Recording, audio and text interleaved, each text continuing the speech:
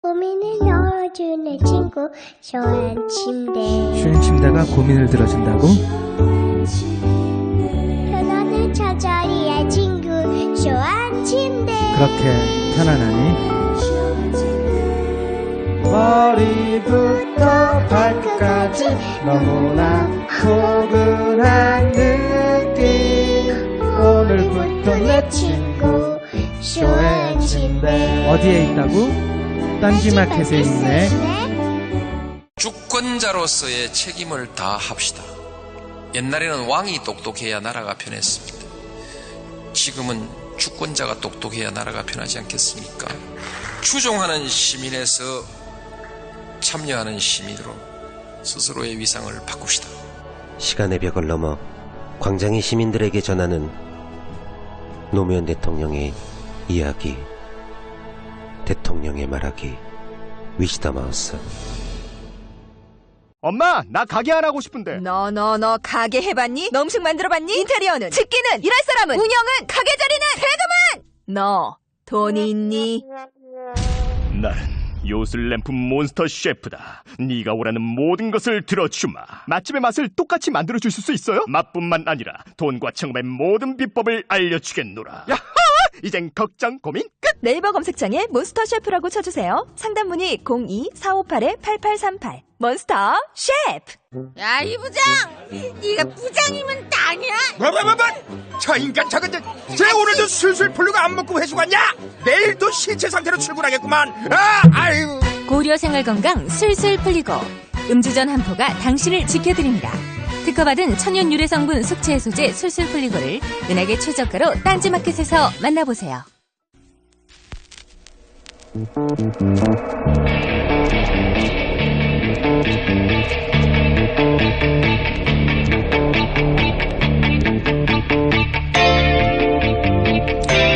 안녕하세요. 공장장 권한대행입니다.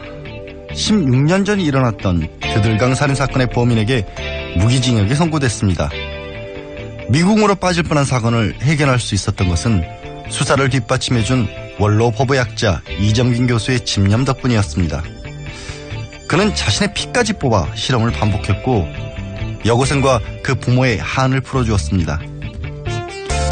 조선시대에 쓰였던 법의학서의 이름은 무원록이었습니다. 범죄 피해자에게 원망이 남지 않도록 하라는 뜻이었지요. 법과 원칙, 사회 정의, 그런 말들을 참 많이 듣는 요즘입니다. 그게 뭐 별거 있겠습니까? 평범한 사람들이 세상을 살아가는 동안 억울한 일을 겪고 슬퍼하지 않을 수 있도록 하자는 것. 그것이 바로 법이고 정의 아닐까요? 악마 변호사의 짧은 생각, 양지열이었습니다.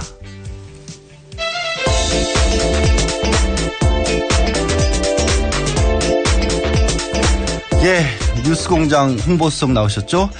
이것만은 알아야 할 아침 뉴스, 이알류의 시사인? 예, 김은지입니다. 예, 안녕하세요. 네, 안녕하세요. 안녕 못하신 분이 있는 것 같아요, 오늘. 아직까지도 조사를 받고 있는. 그렇죠. 네, 이재용 부회장이 예. 아직도 안 나오고 있다면서요? 예, 그렇습니다. 어제 아침 9시 반에 이 특검으로 출석해서요. 아직까지 나왔다는 소식이 나오지 않고 있습니다. 그러니까 22시간가량 거의 조사를 받고 있다고 봐야 될 텐데요. 야. 밤샘 조사인 거죠. 본인 동의를 받아서 하기 때문에 물론 뭐 위법한 건 아니지만 참 유례가 없는 기억이 안 날 정도의 수사인 것 같습니다. 보통 뭐 19시간, 뭐 10몇 시간 이런 뉴스는 많이 봤어도 조금만 있으면 이제 한 2시간 조금 넘어가면 이제 꼬박 반 하루를 넘기는 예. 셈이잖아요. 뭘 그렇게 집중 추궁을 하고 있는 거예요, 특검이? 예, 지금 알려져 있다시피요. 이 뇌물죄와 관련된 부분입니다. 이 2015년 7월 25일에 박 대통령 독대 당시에요. 이 어떤 이야기가 주고받아졌는지에 대한 부분들을 집중적으로 추궁하고 있다라는 건데요. 이 삼성과 이재용 부회장은 이 수백억 원대 자금이 최순실 씨 쪽에 전달된 것은 인정하고 있습니다. 다만 대가성을 두고요. 첨예하게 대립하고 있다라는 건데요. 이 박영수 특별검사팀은 뇌물 공여, 위증 등의 사유로 이재용 이 부회장의 신병을 확보한 뒤에 이 수사를 본격화하겠다라는 방침도 밝혔다고 오늘 아침 언론 보도에 나오고 있습니다. 근데 그 대가성이라고 하는 게 결국에는 이제 뭐 승계 작업, 삼성물산과 제일모직의 합병 문제 거기 걸려 있는 게 이재용 부회장은 삼성을 받는 거지만 국민들 입장에서는 국민연금이 거기 걸려 있었던 거잖아요. 예, 그게 대가라는 거 아니에요, 사실은. 야, 그런 부분들이 그렇기 때문에 이제 특검에서도 이 국민 여러분들의 워낙에 이해관계 내지는 정말 분노할 수도 있는 그런 사안이라서 집중 추궁을 하는 것 같은데 계속해서 어떤 입장인 거예요, 지금은? 그게 결국 밝혀진다면 뇌물이라는 거죠? 예, 그렇습니다. 이 뇌물죄가 핵심으로 이게 밝혀져야 될 부분일 텐데요. 이 뇌물죄가 이 성립이 돼야지 이 박 대통령에게까지 이 혐의가 올라갈 수 있다라고 이 특검은 판단하고 있는 것 같습니다. 예. 아마 지금 삼성을 이렇게까지 이재용 부회장을 집중 추궁할 수 있는 거는 갑자기 변호사로서 든 생각인데 지금 현직 검찰들이 아니잖아요. 네, 특검들이. 그렇죠. 예. 이미 자신의 어떤 자리를 잡고 있는 분들이 들어가서 수사를 하니까 이런 말 꺼내는 이유가 과거에 삼성만 수사를 하고 나면 희한하게 또 삼성으로 취업들을 하셨던 그런 예, 전력들이 좀 있죠. 예. 이번엔 그런 일이 없을 것 같은데 그나저나 이재용 부회장 식사는 하고 있는 거겠죠? 수사. 예, 뭐 이 야간 조사 이후의 식사 사항까지는 제가 취재를 하지 못했는데요. 어제 점심은 6,000원 정도의 도시락과 저녁은 짜장면을 먹었다라는 게 이 특검의 이 풀이었습니다. 이 기자들한테 브리핑을 해준 건데요. 예. 예. 이게 재벌회장들이 가끔 들어가서 수사를 받으면 어디서 뭘 시켜 먹었다라는 것까지 뉴스에 나올 만큼 그만큼 국민들의 관심이 집중되어 있는 사안이라는 거, 뭘 먹었냐가 중요한 게 아니라 그거를 특검도 잘 알고 있을 것이고 이재용 부회장도 더 이상 시간 끌지 말고 털어놔야 될 게 있으면 털어놨으면 좋겠습니다. 결국 또 이재용 부회장 관련 얘기가 다음에도 나오겠죠? 예, 그렇습니다. 이 대통령이 이재용 부회장을 세 번째 만나는 자리에서 이 최순실 씨의 민원을 직접적으로 전달했다라는 이 보도인데요. 어제 JTBC가 보도했습니다. 이재용 부회장과 박 대통령은 총 3번에 걸쳐 만나는데요. 2차 독대인 이틀 전 2015년 7월 23일에 최순실 씨가 독일에서 갑자기 귀국을 한다고 합니다. 그리고 나서는 최 씨가요. 승마, 동계스포츠영재센터, 미르 K스포츠재단이라는 단어를 쓴 쪽지를요 만들었다고 하는데요. 특검에 따르면 최 씨가 이 메모를 박 대통령에게 건넸고 다시 대통령은요 2차 독대 자리에서 이것을 집중적으로 전달했다라는 겁니다. 지금 많이 받고 있는 의혹처럼 결국은 최순실 씨가 자기가 재단이나 이런 부분들 이 경우에는 재단이 문제가 아니라 아예 직접적으로 지원을 받기 위해서 모든 계획을 짰고 그거를 박 대통령이 정말 영업사원처럼 가서 만났다. 라는 그런 의혹을 받고 있는 상황인 거죠. 예, 그런 구체적인 부분들을 특검이 확인했다라고 하는 건데요. 뿐만 아니라 이 3번째 독대도 2016년 2월에 있었는데 그때도 동계스포츠영재센터와 관련된 기획서를 장시호 씨가 만들었고 그것이 최순실에게 전달되어서 다시 대통령 이재용 이렇게까지 간다라는 겁니다. 이건 아마 장시호 씨가 직접 특검에 그렇게 얘기를 했다라는 예, 거죠. 그때 아마 윤전추 행정관을 통해서 그 메모를 전달을 했고 그 메모가 아니라 그건 아예 기획서가 들어간 거였죠. 그렇습니다. 아니 그러면 이재용 부회장 입장에서는 그런 정도 기획서를 직접적으로 받게 되면 이거는 최순실 씨라는 사람하고 박근혜 대통령하고 결국에는 한 몸이구나. 네. 이거는 내가 피해 나갈 수가 없겠구나. 그 얘기를 하면 될 것 같은데. 그러니까 결국 나는 어쩔 수 없었다. 그렇게 되면 어쨌든 마지못해 좋더라도 부분 잘못이긴 하지만 그 박근혜 대통령이 최종적인 책임을 져야 한다는 부분만을 명확하게 해주는 거기 때문에 뇌물죄 여부를 수사하고 있는 특검 입장에서는 그 부분만 확인을 하면 될 것 같은데 아직 그 얘기를 안 했다는 거겠죠? 20시간 넘게 있었던 거. 아직 나오지 않은 상황이어서요. 그렇게 짐작이 됩니다만은 또 지켜봐야 될 것 같습니다. 아니 그 얘기를 왜 드리냐면 굳이 횡령이나 배임도 가능하다는 얘기를 특검보가 발표를 했어요. 예. 그 뇌물을 주기 위해서 한 100억 가까이를 돈을 마련한 건데 그게 정상적으로 회사에서 끌어낸 게 아니기 때문에 그 돈을 모은 거 회사 내에서 돈을 빼돌린 것 자체도 또 별개의 범죄다. 뇌물을 주기 위해서. 이렇게 강력하게 삼성을 압박하는 이유가 그거거든요. 결국에는 당신들이 피해자가 아니라면은 당신들이 다 책임져야 한다는 거를 메시지를 주는 거거든요. 그게 결국 말씀드린 것처럼 박근혜 대통령이 최순실이 받은 게 아니라 사실은 두 사람이 다 같은 사람인 거다라는 거를 입증하기 위한 거죠. 거기에 관련된 뉴스가 또 있네요. 예, 이 두 사람 그러니까 최순실 씨와 박근혜 대통령이 한 몸처럼 움직였다라는 정황이 또 발견됐다라고 하는 건데요. 두 사람이 경제 공동체로서 어떻게 같이 지냈는지에 대한 특검발 보도입니다. 이 최순실 일가가 이 불법 재산을 추적 중인 이 박영수 특검팀이요. 1980년대 최태민 씨 일가가 박 대통령의 동생인 박근영 씨에게 미국 유학 시절 1년간 생활비를 보탰다라는 증언을 확보했다고 하고요. 거기에 대한 이 배경을 확인하고 있다는 겁니다. 박근영 씨 생활비까지 이제 뭐 지급을 해줬다. 근데 결국 그 돈은 사실은 최순실 일가의 돈이 아니라 지금 받고 있는 거는 박정희 전 대통령으로부터 온 돈이라는 거잖아요.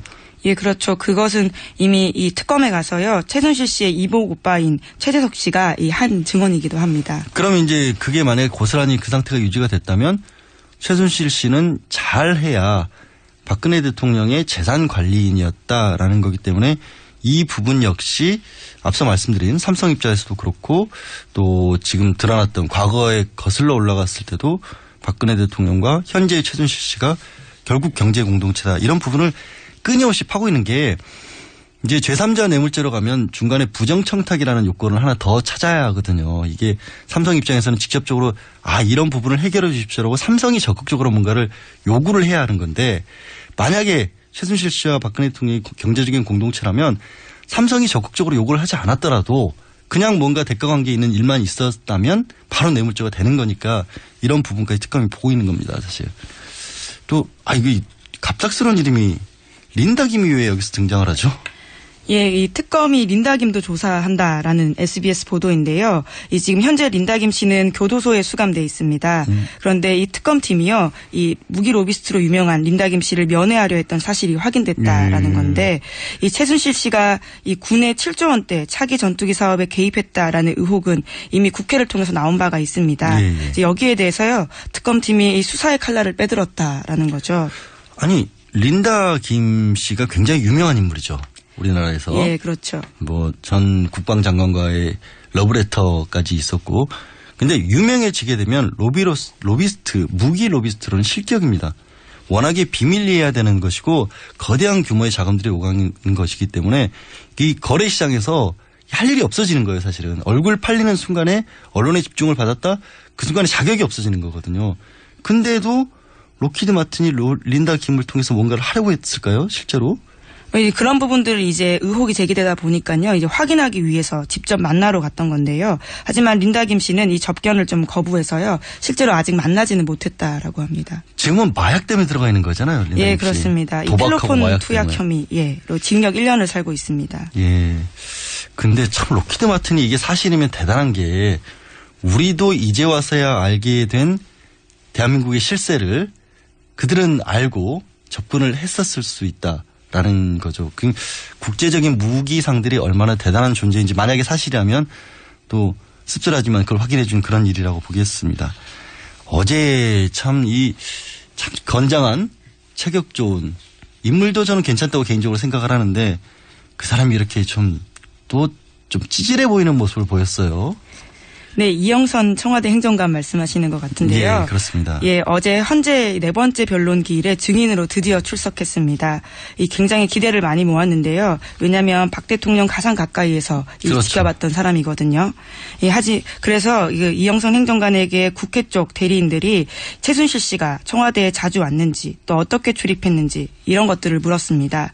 하지만 답변은 하나였는데요. 모로세 기밀 사항이기 때문에 말하기 곤란하다. 그러니까 최순실 씨 태우고 다닌 것도 기밀이고 의상실 간 것도 국가 안보와 연결된 문제고 경호법상 얘기할 수 없다. 그래서 헌법재판관들이 그렇게 그게 무슨 기밀이냐고 이거는 증인으로서 선사하고 그런 얘기를 안 하면 왜 나왔느냐고까지 했는데도 끝까지 입을 다물었어요. 예, 그렇습니다. 보다 못했던 이정미 재판관까지 나서서요. 지금까지 나왔던 증거들, 그러니까 본인의 핸드폰에서 나온 문자 내용과 오늘의 증언이 너무 배치된다. 그러면 위증까지 될 수 있다. 이렇게 경고했지만요. 그래도 이 행정관은 경호법상 그 이야기를 계속 앵무새처럼 반복했다고 합니다. 이영선 행정관이 이 4급 서기관입니다. 행정고시 붙었을 때가 5급으로 시작을 하는 거고요. 꽤 높은 자리입니다. 사실 대한민국의 주요 공직자입니다. 그냥 최순실 씨 개인의 경호원도 아니고 박근혜 대통령이 단순한 어떤 측근이라고 부를 수도 없는 사람이에요. 대한민국 전체 국민을 위한 봉사자인 공무원인데 이 한편으로는 이 사람이 얼마만큼이나 박근혜 대통령이나 최순실 씨와 가까운 사람이었냐면 의상실 영상은 많이 보여졌지만 박근혜 대통령이 국제회의 참석할 때 5명의 수행비서로 데려갔었을 때 그중에 한 사람이 이영선 행정관이었어요. 예, 영국 갔을 때죠. 그렇죠. 예. 그 영국 갔었을 때 국제회의 참석하는데 이영선 행정관, 윤전추 행정관하고 또 머리를 해주셨던 그렇죠. 그 두 분. 이 국제회의를 가는데 그런 사람들만을 대동했을 정도로 중요한 인물이고 박근혜 대통령이 마지막으로 탄핵되기 가결되기 전에 국회를 방문했을 때 그때도 갔었어요. 그렇게 문제가 됐었을 때도 그때 일부 언론에서는 이미 전 행정관이라고까지 오보를 냈는데 아직도 행정관 맞죠? 예, 지근거리에서 아직도 이 보필하고 있다라고 알려져 있습니다. 직무가 정지돼 있지만 최측근은 아직도 공무원으로서 그 옆에서 자리를 지키고 있습니다. 그러면서 입도 열지 않고 있네요. 뭐 딱 하나 계속 그 모로세로 이야기를 했지만요. 딱 하나는 정확하게 말했습니다. 어떤 거죠? 그 옷을 사러 갔던 의상실에서 돈 준 거는 박 대통령이 준 거다. 윤전추 행정관과 똑같은 이야기를 한 거죠. 거의 복사를 했더라고요. 그 부분은 자기는 그 안에 뭐가 들어있는지 모르는데 노란색 봉투였고 예. 얼마인지 모르냐 만져보니 돈이었더라. 만져보니 예. 박근혜 대통령이 그런 식으로 옷값을 치렀다. 예, 뇌물죄를 피해가기 위한 이 딱 그걸로 맞춘 보이죠? 증언으로 보입니다. 예, 알겠습니다. 이거 부분도 참 저도 이제 언론 출신이니까 있어서는 안 될 일이 있었다라는 게 이 세계일보 기자가 이렇게 고통을 겪었다면서요. 네, 어제 헌법재판소 4차 변론의 또 다른 증인으로 나왔었는데요. 이 2014년에 속칭 정윤회 문건을 보도했던 세계일보 이 조현일 기자가 증인으로 나왔습니다. 예. 이 당시에 그 관련된 보도를 두고서요. 얼마나 고생했었는지에 대한 증언들을 한 건데요. 이 보도 전에도 굉장히 이 압박감과 이 협박을 들었었고요. 또 실제로 보도 이후에 극심한 고통을 겪었다 이렇게 밝혔는데요. 뭐 심지어 국가정보원에 있는 지인으로부터 국정원이 나를 지켜본다라는 말을 들었다고 또 취재원을 만나러 가다가 미행이 붙어서 발길을 돌린 적도 있다. 이렇게 증언을 했습니다. 아니 이게 그냥 언론인으로서 이 정도는 감수해야 되냐 이렇게 생각할 문제가 아닌 게 그렇죠. 미행을 당하고 있고 국정원이 지켜보고 있다라고 생각을 하면 뭘 할 수가 있겠어요. 사람이 얼어붙는 거거든요. 이게 만약에 미행을 한다는 것도 그런 겁니다. 그 사람을 실제로 쫓아다녀서 뭔가를 캐내다 이런 의미도 있지만 그냥 꼼짝달싹을 못하게 하고 인격을 깨버리는 거예요. 사람을 파괴시키는 행동인 거거든요. 예, 게다가 사실 취재원들이 그러면 그 기자를 만나기 굉장히 부담스러워합니다. 그렇죠. 자신이 드러나기 때문에요. 그러니까 아예 일을 못하게 만든 거죠. 지금 일은 어떻게 잘 하고 있답니까? 극복을 하시고? 뭐 지금 세계일보를 다니고 있긴 한데요. 최근까지 주요 보직에 있다가 또 조금 계신다라는 이야기를 전해 듣긴 했는데 심지어 어제 이런 이야기까지 했습니다. 이 보도 이후에 보복이 두려워서 자신의 아이들 등하굣길에 부인을 동행시켰고 또 자신도 호신용 칼을 들고 다닌다. 이런 이야기를 했습니다. 이 칼이라고 하는 거를 들고 다닌다고 진짜 무슨 일이 일어날 거라고 생각한 건 아니고 그만큼까지 이게 막 어쩔 수 없이 정상적인 판단을 못하는 상태까지 정신적으로 괴롭힘을 당했다라고 볼 수밖에 없는 그런 상황입니다. 참 어제 또 가장 유명한 분이 최근에 이슈가 됐던 분이 들어오셔서 한바탕 여러 가지 말씀을 하셨는데 반기문 총장 들어오셨죠 어제?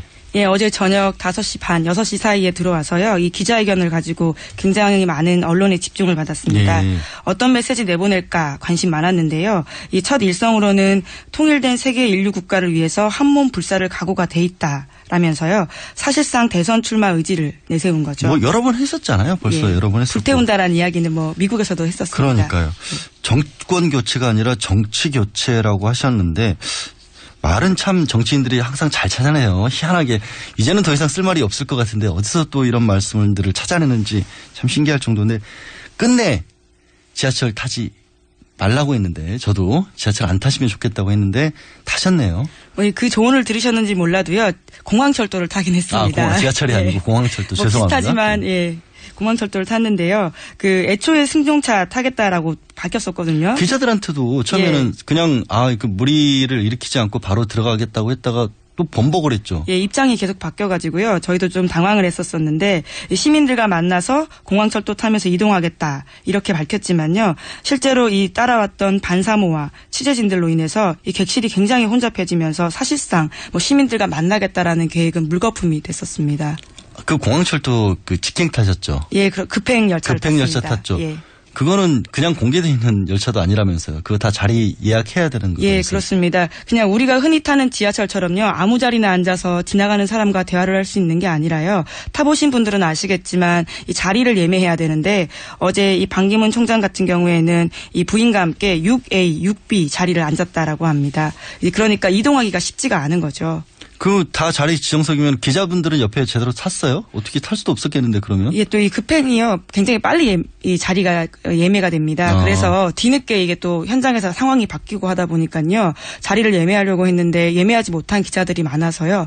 이 서가지고는 그 근처에서 계속 이 반 총장을 관찰하고 취재하고 이야기를 듣고 하다 보니까 본의 아니게 시민분들께 좀 이 혼선을 이 기자들도 조금 끼쳐드린 면들이 있죠. 아니 뭐 기자들이야 뭐 어쩔 수 없는 건데 이 뭐 제대로 기자들조차도 제대로 만나지 못했던 자리에 굳이 공항철도를 타고 오셨던 거는 왜인지 모르겠습니다. 측근들, 그러니까 주변 사람들도 만류를 했었다라고 주변 분들이 아예 얘기를 하더라고요. 그거 안 했으면 좋겠다고 했는데 어쩔 수 없이 반기문 전 총장이 고집을 하셔서 할 수밖에 없었다라고 하고 이것도 굉장히 마음에 걸리더라고요. 이 노승일 부장이 또 불이익을 입었다라는 뉴스가 나왔어요. 네, 그렇습니다. 어제 K스포츠재단에 경찰까지 출동하는 이 혼란이 있었었는데요. 이 정동춘 이사장이 어제부로 임기가 끝났습니다. 이제 그런데요, 임기 끝나기 직전에 이 보복성 인사를 단행해서요, 이에 대해서 재단 쪽이 업무방해했다라면서 신고를 해서 경찰이 온 건데요. 이 정동춘 이사장이 임기 마지막 날 자신의 직권으로요, 노승일 부장 징계에 이어서 이 자신의 반대파인 김필승 이사를 보직 해임하고 또 자신과 가까운 간부 2명을 또 좋은 자리에 줬다라고 합니다. 그래서 직원들이 이 보복성 인사 아니냐 이렇게 반발하고 있는 상황입니다. 아, 이 내부 고발자지 않습니까? 내부 고발자들을 잘 보호를 해줘야 대한민국이 훨씬 더 건강한 사회가 될 수 있을 텐데요. 자, 오늘 뉴스 여기까지 마치고요. 오늘 저랑은 마지막이시네요. 공장장이 구박하더라도 파이팅 합시다. 예, 파이팅입니다. 네, 고맙습니다. 지금까지 시사인의 김은지 기자였습니다. 굶고 뛰고 땀 빼고 다 해봤다. 그래봐야 소용없었다. 다이어트는 결국 먹는 게 문제다! 동결건조 채소와 곡물, 단백질, 그리고 효소와 비타민, 미네랄로 만든 다이어트 전용 그린 스무디로 하루 한두 끼만 바꿔 드세요. 검색창에서 비타샵을 검색해주세요. 아무도 묻지도 따지지도 않고 가입하셨다고요? 보험은 너무 어려워요. 걱정 마십시오. 마이보험 체크가 도와드립니다. 1800-7917 마이보험 체크로 지금 전화주세요. 1800-7917 이미 가입한 보험이나 신규 보험도 가장 좋은 조건을 체크해서 찾아드립니다. 인터넷 한글 주소 마이보험.com 또는 카카오톡에서 아이디 검색 마이보험을 친구 추가하여 상담하실 수 있습니다. 여성 여러분, 골반이 삐딱하면 허리가 아파요. 아랫배가 나와요. 골반이 바로 서야 건강도 아름다움도 바로 섭니다. 바디로직을 입으세요. 토크밴드의 입체적인 탄력이 틀어진 골반을 바로잡습니다. 간편하고 확실한 골반 교정 타이즈 바디로직. 삐딱한 남성 골반에도 역시 바디로직. 바디로직의 효과를 못 느끼셨다면 100% 환불해드립니다. 자세한 환불 조건은 홈페이지를 참조하세요.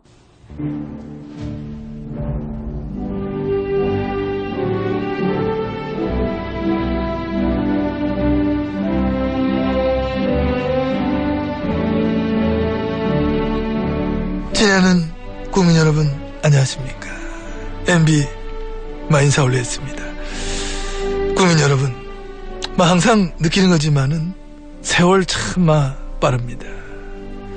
그 중에서도 이번 주는 참 벨스럽게 더 빠르지 않았느냐, 그런 생각을 하게 됩니다. 뉴스공장 600만 청취자가 사랑하는 이 뉴스공장이 이렇게 제대로 돌아갔던 적이 있었나, 저는 그런 생각을 합니다. 하루하루가 아쉽습니다.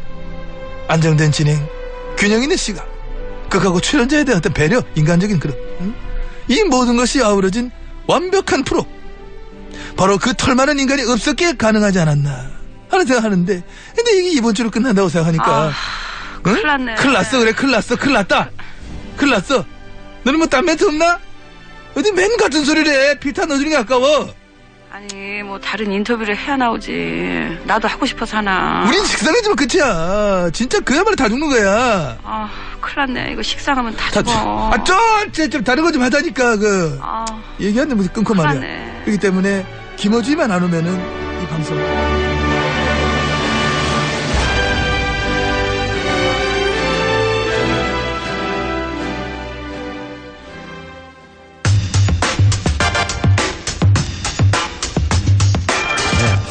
뉴스공장 첫 번째 인터뷰 제1공장 시간입니다. 반기문 유엔 전 사무총장이 돌아오셨습니다. 반 전 총장이 개헌을 매개로 중간지대 규합에 나설 것으로 전망되는데요. 앞서 제3지대 단일 후보 시나리오를 제시했던 분이죠. 늘 푸른 한국당의 이재호 대표 연결됐습니다. 대표님 나와 계세요? 예. 예, 안녕하세요. 예, 안녕하십니까. 예. 창당 11일에 하셨죠? 축하드립니다. 예. 감사합니다. 예. 일단 지금 원외정당이시잖아요. 그렇습니다. 예. 이게 어쨌든 주장하셨던 그 분권형 개헌이란 거 그거 하려면 결국에는 다른 당하고 같이 하셔야 하는 거 아닌가요? 그렇습니다. 저희들은 주장만 있는 거고 그 원내 정당이 이제 실천을 해야지. 예, 그렇죠. 그게 이제 원내 정당이라고 하는 게 결국에는 현재로서는 뭐 바른정당하고 손을 잡는다거나 아니면 이제 제가 이제 잠깐 말씀드린 것처럼 반 전 총장하고 연대해서 후보 추대하는 이런 것들을 뭐 얘기할 수 있다. 이미 말씀을 하셨잖아요. 예. 근데 이게 굳이 연대 지금 사실은 이제 원외정당의 입장에서 연대라는 표현을 쓰기가 쉽지는 않은데 연대라고 하셨어요. 예, 그렇게 원외정당은 저희들이 전국적인 17개 시도당의 조직을 갖고 있지 않습니까? 예. 이거는 국민의 동의를 끌어내기 위한 바닥 작업을 한다는 이야기로 봐야죠. 왜냐 그러면 개헌이라는 게 국회만 통과돼서 되는 게 아니고 국민 투표를 거쳐야 되잖아요. 그렇죠. 국민 투표를 거치려면 다수 국민의 동의를 얻어야 되는 거는 결국은 그 전국적으로 국민의 동의를 얻어낼 수 있는 이제 홍보 선전대가 있어야 되잖아요.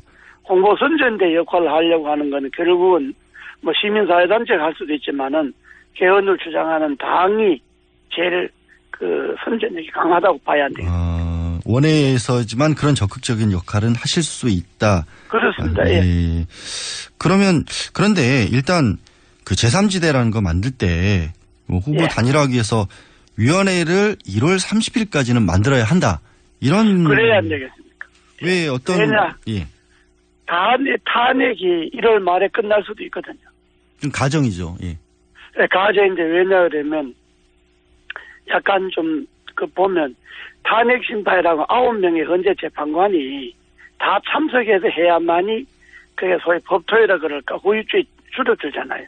원칙적으로. 만약에 탄핵 재판관이 뭐 7명이 됐다, 8명이 됐다 그런 데서 하게 되면 또 트집 잡는 쪽에서는 찬성이든 반대든 또 트집을 잡을 수가 있잖아요. 그리고 헌재 재판관들도 그걸 알지 않겠어요. 그렇죠. 대통령 탄핵이라고 하는 게 이게 뭐 수시로 있는 것도 아니고 그렇기 때문에 9명 헌재 재판관이 다 참석했을 때 하려고 하지 않겠습니까? 그러려면 1월 말에 시한이 아니겠습니까? 그런 정치적인 1월 말에 이유에서 그만두니까. 그래서 이제 1월 말에 빨리 해야 한다라는 그런 말씀이신데 저는 뭐 그렇게 예상을 하고 있죠. 저 예상이니까. 그런 예상하시는 분들도 많이 계세요, 사실은. 그렇습니까? 그러면 이제 중간지대 결국엔 대선 후보를 뽑는 방법은 어떻게 생각하고 계세요? 그렇습니다. 그래서 제 이야기가 그러니까 뭐 새누리당이나 민주당 자기네들 후보를 내겠다는 거니까 그리고 1당 2당이니까 1당 2당이 무슨 다른 당하고 연대하건다 이렇게 구차스럽게 안 할 거다 아닙니까? 죽어도 자기네들끼리 낼 거다 아닙니까? 그럼 나머지는 3당 이하 4당이라든지 우리 같은 원외 정당들은 어차피 그 노선이 같다면 후보를 한 사람을 내서 붙어야 이길 가능성이 높잖아요. 그러니까 그런 진영에서 후보를 내겠다고 하는 진영들은 1월 31일까지 한 사람이나 두 사람들 실무자를 내갖고 거의 단일 후보, 국민 후보 추대위원회를 빨리 구성해갖고 일정을 잡아야 되잖아요. 거기도 경선을 해야 되고 뭐 절차가 있을 거니까. 그게 적어도 2월에는 끝나야 그래야 3월 한 달 선거한다 그래야 3월 말이나 4월 달에 대통령 선거가 있으면 2월 말까지는 단일 후보가 나와야 안 되겠습니까? 근데 그분들이 굳이 사실은 원내에서 각자의 뭐 이해관계도 굉장히 복잡해. 당내 사정도 복잡하고 그런데 지금 말씀하시는 것처럼 이재호 대표님의 어떤 의견에 그렇게 쉽게 따라올까요? 안 따라오겠죠. 자기네들도 뭐 자존심도 있고 명색이 원내 정당인데 뭐 원내 정당에 늘 푸른 당의 이야기를 듣겠습니까? 그러나 늘 푸른 당이 제시하는 그 안대로 안 하면 다 죽는 거죠. 정권을 못 잡는 거죠. 뭐 그렇지 않습니까? 예를 들어서 지금 국민의당 후보가 혼자 나왔다. 또 무슨 바른당 후보가 혼자 나왔다. 늘 푸른 당 후보가 혼자 나왔다. 물론 후보는 다 내죠. 자기 당에서. 다 내는데 그 자기 당 혼자서 정권을 잡을 수가 있겠습니까? 그 안 되는 거 보야 아는데 골식 부르면 다 망하겠다는 이야기니까. 그런 정치를 국민들이 좋아하겠습니까? 국민들은 생각이 비슷하고 뭐 다 같이 개헌하겠다니까 너끼리 힘 합해갖고 한 사람 내봐라. 그래도 찍어줄동 말동하지 않습니까? 그런다고 뭐 다 찍어주는 것 아니지 않습니까? 근데 그런 이해관계만 놓고 보면 국민의당도 사실 그런 사정은 비슷하잖아요. 말씀하신 거에. 그런데 국민의당까지도 될까요? 국민의당도 자기네들 혼자 고집하고 우리 후보는 끝까지 간다. 그럼 뭐 끝까지 가는 건 좋은데 안 되는 거죠. 안 된다. 우리 늘 푸른 당도 단일 후보를 냅니다. 내는데 그게 안 되잖아요. 이제 단일 후보의 소위 연대가 안 될 경우에는 우리도 끝까지 갈 수밖에 없잖아요. 뭐 100만 표가 나와도 300만 표가 나와도. 근데 지금 말씀하신 부분들이 어떻게 보면 너무 인위적으로 흥행을 위해서 이렇게 경선 구도만 만들려고 하는 것 같다는 얘기가 들을 수도 있잖아요. 그게 옳지는 않습니다. 이게 제가 말하는 게 꼭 뭐 1, 2당의 후보를 이기기 위해서 조그만 당에 뭉쳐서 하나 내겠다 이런 거는 정치적으로 봐서는 옳은 방법은 아니죠. 옳은 방법은 아닌데 이제 우리가 대선 전에 개헌을 못할 경우에 대선 전에 개헌을 해버리면 뭐 연대 같은 거 할 필요도 없죠. 그냥 자기 당끼리 하면 되는 건데 문제는 이제 대선 전에 개헌이 안 될 경우에 개헌을 해 우리 같은 당의 주장은 분권형 개헌을 해서 나라의 틀을 새로 잡아놓고 그러고 다음 총선 내 대통령 그만두고 진짜 제7공화국은 다음 총선 때 구성하자. 이것이 우리들의 주장이니까. 근데 그 주장에 같이 하는 사람들이 후보를 따로따로 낼 필요는 없는 거죠. 근데 그렇게 그러니까 되면 이제 그런 게 되는 거지. 국민들이 볼 때는 그런 주장이 없다면 그렇게까지 해가면서 결국엔 또 어떤 지금 상당히 어떻게 보면 보수 정치권에 대한 그 눈빛 이런 부분이 좋지 않은 분들도 많잖아요. 그렇게까지 해가면서. 제가 말씀드렸지만은 이게 옳은 방법은 아니고 옳은 방법은 이렇게 아니다. 한다고 해서 이긴다는 보장도 없습니다. 그러나 그렇게 할 수밖에 없다. 다만 대선 이후에 개헌을 하려면 개헌의 추동 세력을 만들어야 되는데 현재 1, 2당이 개헌한다 그러지만은 당선되면 자기네들도 5년 또 이대로 끌고 가려고 그러면 나도 이제 망하는 거죠. 그러니까 대선 이후에 개헌이라도 하려면 대선 전에 개헌 세력이 하나로 합할 수밖에 없다. 그리고 개헌이라는 게 무슨 사실 정권 잡기 위해서 개헌한다는 것도 옳지 않죠. 나라를 바로 세우기 위해서 개헌한다고 그래야지 무슨 정권 잡기 위한 고리로 개헌을 이용한다고 하는 것은 옳은 방법은 아닙니다. 결국에는 그러면 원체. 그 부분을 하기 위해서는 이제 상대방, 결국 문재인 대표 쪽을, 전 대표 쪽을 향해서 과거의 어떤 정치 형태를 그대로 유지한 것이다라는 쪽에 공략을 하실 수밖에 없겠네요. 지금 말씀하신. 그럴 수밖에 없겠습니까? 문 대표도 개헌을 한다 해야죠. 문 대표가 한다는 개헌이라는 게 현재 권력 구조를 그대로 두고 4년 중기만 하자는 것 아닙니까? 5년도 지금 지겨워서 이 사달이 나는데 8년을 하면 이게 나라가 어떻게 되겠습니까? 제왕적 대통령을 8년 한다 하면 나라가 되겠습니까? 알겠습니다. 근데 지금 결국에는 여러 가지 말씀을 하시긴 하셨지만 그 연대라고 하는 게 결국엔 반기문 총장 쪽으로 모아질 가능성이 높은 거 아닌가요? 그러나 이제 반 총장이 현재 여론 지지도는 뭐 조그만 후보 중에는 제일 앞서긴 하지만은 그러나 이제 와서 이제 또 검증한 게 한두 달 남았으니까 검증을 해봐야 되는 거고 또 반 총장에 대해서 좋아하는 사람들도 많이 있지만은 기본적으로 반 총장이 대통령이 되면 안 된다는 사람들도 많이 있으니까 그건 이제 경선을 해봐야 되겠죠. 지금 뭐 검증 과정 잠깐 얘기하셨는데 귀국하기도 전부터 벌써 이제 박연차 수수설 지금 또 뉴욕 검찰이 귀국 바로 하자마자 앞두고 동생하고 조카를 또 뇌물죄로 뉴욕에서 기소를 했어요. 이런 부분들이 예전에도 이런 예들이 많았잖아요. 이 대권 후보 본격적으로 들어오기 전에 그렇게 지지율 높았다가 갑자기 이제 본게임 들어가기도 전에 검증 과정에서 확 떨어지는 경우도 있었는데 어떻게 반기문 전 총장 같은 경우에는 이런 부분들을 좀 버텨낼 수 있을까요?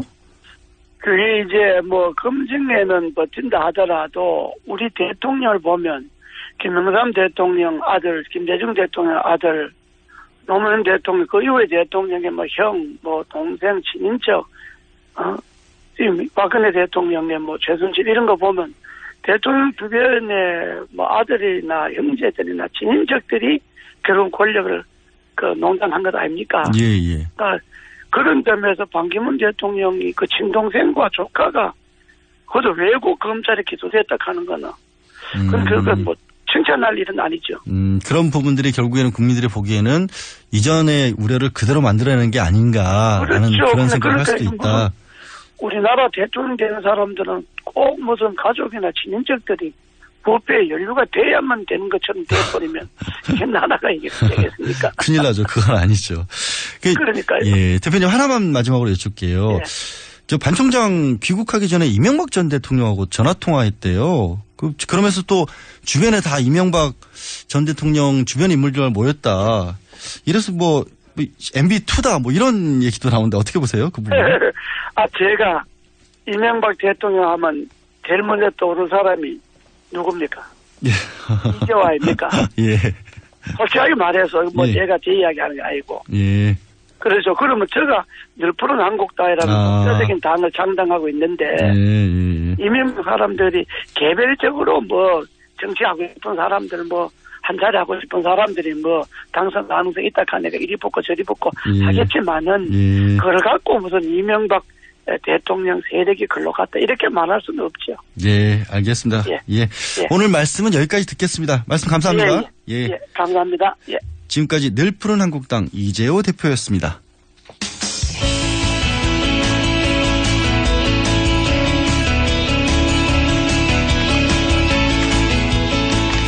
예. 지금 계속 제 옆에 그 리서치 배종찬 본부장이 여론조사 전문기관이죠. 같이 이재호 대표와의 인터뷰를 듣고 있었어요.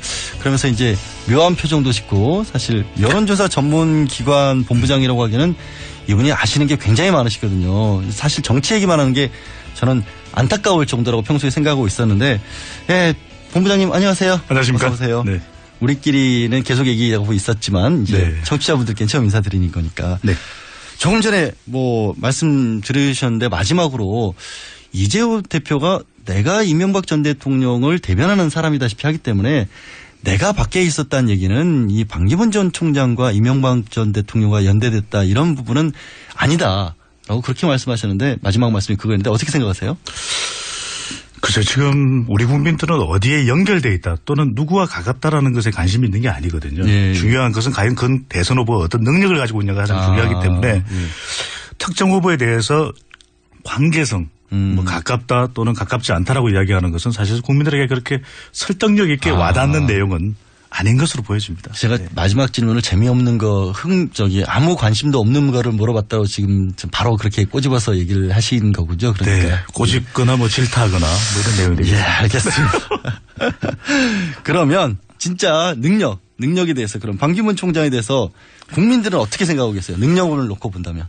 그렇습니다. 아직 검증되지 않았다. 아직은 모르겠다라는 것으로 국민 여론은 나타나고 있는데요.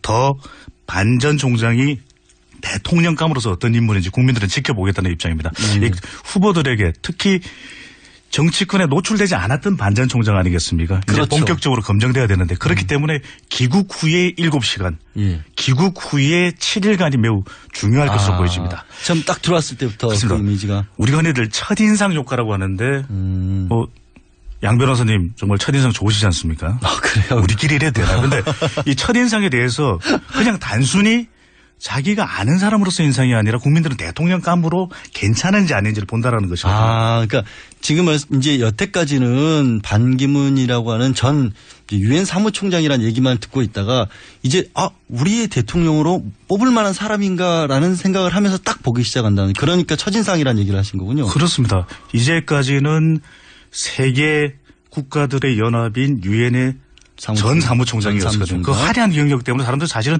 대통령으로서의 실체를 아직까지는 보지 못했기 때문에 이제야말로 국민들이 누구? 이런 질문 방식으로 철저하게 좀 들여다볼 것으로 보여집니다. 그러니까 우리 배 본부장님이 이게 여론조사만 하시는 게 아니에요. 보면 이런 분석을 해 주시기 때문에 모시는데, 그러면 현재로서 어쨌든 번호비 여론조사시니까 지지 비율, 반기문 후보 지지 비율이 어느 정도 되죠? 네, 반 전 총장의 지지율은 20.3%로 나왔습니다. 다자대결인데요. 리얼미터가 매일경제 레이더 피해 의뢰를 받아서 지난 9일부터 11일까지 실시하고 12일 발표한 조사 전국 1,511명 무선 전화면접 스마트폰 앱 유무선 자동응답 조사였고 표본 오차는 95% 신뢰 수준 플러스 마이너스 2.5%포인트. 이 성연령 지역 가중치가 적용됐고 응답률은 21%. 보다 자세한 내용은 중앙선거여론조사 공정심의위원회 홈페이지에서 확인 가능합니다. 이 앞서가고 있는 지지율은 문 전 대표였습니다. 27.9%. 반기문 유엔 사무총장이 가장 최근 조사니까 20.3%로 나타났습니다. 불과 1년여 전 또는 2년여 전에도 대선 후보로 거론됐었거든요. 그 당시와 비교하면 지지율은 상당히 좀 가라앉아 있는 상태. 본격적으로 검증받은 후에 다시 한 번 더 지지율에 대한 이 재편이 나타날 것으로 보였습니다. 그래도 20%면 꽤 높은 거잖아요. 본인은 직접 나서지도 않았는데 20%였는데. 두 가지 키워드로 말씀을 드려야 될 것 같은데, 화려한 경력. 국민들은 아니 유엔 사무총장 아니냐, 뭘 더 바래, 이런 식의. 그렇죠. 이 국제적으로 검증되지 않았냐, 인증 마크다, 이렇게 또 생각을 하는 경우가 있고, 지금 현재 상황으로 보면은 박 대통령의 기반이 붕괴되면서 보수층들이 갈 곳 몰라 하고 있는 것이거든요. 그래서 누구를 바라볼 수가 없으니까. 그렇습니다. 그렇기 때문에 이 보수층에서의 의존성이 그만큼 커졌다. 대안이 없는 상태에서 그래 상당한 인지도와 호감도가 있는 반전 총장이야 라는 이 화려한 경력과 이 보수층의 대안 부재 현상, 그것이 반전 총장의 20%의 지지율로 나타났습니다. 그러면 말씀하신 거에 비춰보면은 지지하시는 분들도 주로 정치 성향 쪽은 아무래도 보수 쪽일 텐데, 뭐 연령대 같은 건 혹시 조금 다르게 나오는 게 있나요? 지지층만 놓고 보면은 2011년에 박근혜 대통령의 지지층과 상당히 닮아 있습니다. 연령대로는 60대 이상. 아무래도 그렇게 비슷하게 가는. 지역으로는 그래도 충청. 고향이니까 이 홈타운 이펙트, 고향 효과가 나타나고 있고, 또 상당히 보수 성향이 강하다고 알려져 있는 지역인 또 새누리당의 과거 새누리당입니다. 텃밭이기도 했던 영남, 또 이념 성향으로는 보수층. 그래서 60대 이상 충청 영남, 그리고 이 보수층에서 반기문 전 총장을 상당히 지지하는 것으로 나타났습니다. 그럼 그 20%라는 게 과거에 박근혜 대통령을 지지했던 콘크리트 지지율이라는 게 이른바 그대로 옮겨왔다라고 봐도 될까요? 그렇습니다. 박 대통령이 이 국정농단, 국정마비로 무너지면서 사실상 이 콘크리트 지지층이 이탈하지 않았습니까? 그 샤이 보수층이 일종의 지금 반기문 전 총장 쪽으로 결집되어 있는 보수층 결집 효과가 나타난 것으로 보여지는데, 그래도 아직까지는 보수층이 본격적으로 결집했다고 보기는 좀 섣부르거든요. 과연 샤이 반기문이 또 있는가 더 지켜봐야 될 것 같습니다. 지금 그거를 지켜보는데 그거를 알 수 있는, 짐작해 볼 수 있는 지표가 아마도 지금 말씀하신 것처럼 당연히 충청도는 지지를 하겠지만 나머지 지역에서 지역별로 어떻게 지지를 하는지를 보면 조금 가늠을 해볼 수 있을 것 같은데 어떻죠? 지금 그렇습니다. 경쟁력은 있습니다. 반전 총장이. 그럼에도 불구하고 어느 지역에서 압도적이지는 않은 것으로 나타났습니다. 먼저 충청 대망론이 많이들 거론하셨기 때문에 충청을 살펴보면 이 충청에서 이번 조사 결과 이 반기문 전 유엔 사무총장이 이 27.7%. 27%. 네. 제일 높죠. 당연히 뭐 그거 높기는 하지만 압도적이지는 않거든요. 30%를 넘지 못했습니다. 우리가 대세론을 이야기할 때는 보통 40% 이상이 될 때, 또는 자기 지지 기반에서는 훨씬 더 압도적인 지지율을 보여줘야 되는데, 반기문 전 총장 충청에서 27.7%, 문재인 전 대표 큰 차이가 아닙니다. 20.6%, 안철수 전 대표가 10.3%. 충청하면 떠오르는 인물이 또 있습니다. 안희정 지사. 예. 안희정 지사도 10.3%로 두 자릿수를 기록했거든요. 충청권에서 10%를 나오는군요. 안 지사도. 아직까지는 충청의 민심이 복마전입니다. 누구에게 쏠릴지 좀 더 지켜봐야 되고 서울입니다. 서울로 가보면 이 문재인 전 대표가 가장 앞섭니다. 28.3%. 예. 반 전 총장 23.5%. 상당히 그래도 경쟁력이 있는 그러게요. 서울에서 이 정도 나오는 건 또 꽤 아직까지 좀 뭐 당연히 꽤 높은 지지율이 나오는 서울의 인구가 또 우리 서울의 인구가 상당히 높고 예. 또 이 지지 기반 중에는 보수 진영도 있거든요. 예, 당연히 그들이 그렇죠. 또 반전 총장 쪽으로 결집하는 현상이 나타난 것으로 보여집니다. 서울이 생각보다 많이 높다라는 게 참 인상적이고. 부산, 울산, 경남도 한번 가봐야 될 것 같아요. 예, 그렇죠. 영남권에. 대구, 경북에서는 반전 총장이 24.6%로 나타났습니다. 예. 상당히 압도적인 지지율이 나오지 않을까 했는데 그렇지는 않았고요. 물론 지역이기 때문에 샘플 수가 많지 않기 때문에 추세적으로 좀 유의해서 보실 필요는 있습니다. 문 전 대표가 이 대구 경북 이른바 TK 지역에서 21.9%로 또 큰 차이가 아니었다라는 것이고요. 이 부산, 울산, 영남으로 가보게 되면 오히려 문 전 대표가 더 높습니다. 30.6%. 반전 총장은 19.4%. 거기가 오히려 또 문재인 전 대표에 대한 지지율이 오히려 압도적이네요. 같은 영남권임에도 불구하고 대통령의 단일 국면에서 온도차가 있거든요. 대구 경북과 그래서 TK와 PK의 유권자 성향이 달라졌다. 오히려 이 PK 지역에서 진보 성향이 더 강화됐다는 이야기를 하고 있고 또 문 전 대표의 정치적 기반이 또 부산에도 있거든요. 바로 그런 부분도 작동된 것으로 보여집니다. 지금 아까 조금 전에 이제 우리 이재호 대표 얘기도 들어봤는데 그때도 항상 나오는 게 이제 제3지대론 나올 때마다 반기문 전 총장 이름이 나오잖아요. 결국에는 어디로 어떤 정당이랑 손을 잡느냐 이럴 텐데 이게 어디 뭐 들어가서 특정 정당이 들어가서 경선하게 되면 우리가 말하는 이른바 컨벤션 효과라는 거 이런 거를 좀 기대가 해야겠죠. 기대가 될 수가 있겠죠. 그렇습니다. 사실 중요한 게 이 조직의 기반의 지원을 받는 것이 상당히 중요하거든요. 예. 그렇기 때문에 문 전 대표가 지금 상당히 차기 대선 후보 지지율에서 앞서 있는 것도 더불어민주당의 지지율이 높기 때문에 기초 체력을 가지고서 지지율이 높은 것인데 반 전 총장의 경우에는 지금 고민입니다. 어디로 가야 될지. 당연히 이제 국내에 정치적 조직 기반이 없다라고 하는 게 가장 큰 약점 중에 하나니까. 그렇습니다. 본인이 갈 수 있는 정당의 지지율이 보수 정당의 지지율이 지금 상당히 높다면 그 지지 기반을 바탕으로 본인의 지지율도 껑충 또 끌어올릴 수가 있을 텐데 지금 상황으로 보면 반 전 총장 결국엔 자택이 있는 사당으로 갔습니다. 그런데 정당을 선택하려고 하니까 종로로 가야 될지 을지로로 가야 될지 상암으로 와야 될지 그래서 지금은 새누리당도 또 바른정당도 선택하기가 힘든 그렇다면 제3지대로 가는데 제3지대는 아직도 아무런 조직 시스템이 만들어져 있지 않아요. 말만 무성한 것이 제3지대인 거고. 그러니까 이럴 때 외교적으로 가장 많이 할 수 있는 게 지켜보겠다. 관망하겠다. 아니 10년 만에 한국 돌아오셔서 지리도 낯설으셔서 어디 가야 될지 좀 힘드실 거예요. 뭐. 내비게이션이 있으니까요. 네. 10년 사이 내비게이션이 생겼구나. 네네. 만약에 그 중에서도 하필이면 만약에 안철수 전 대표랑 손을 잡는다.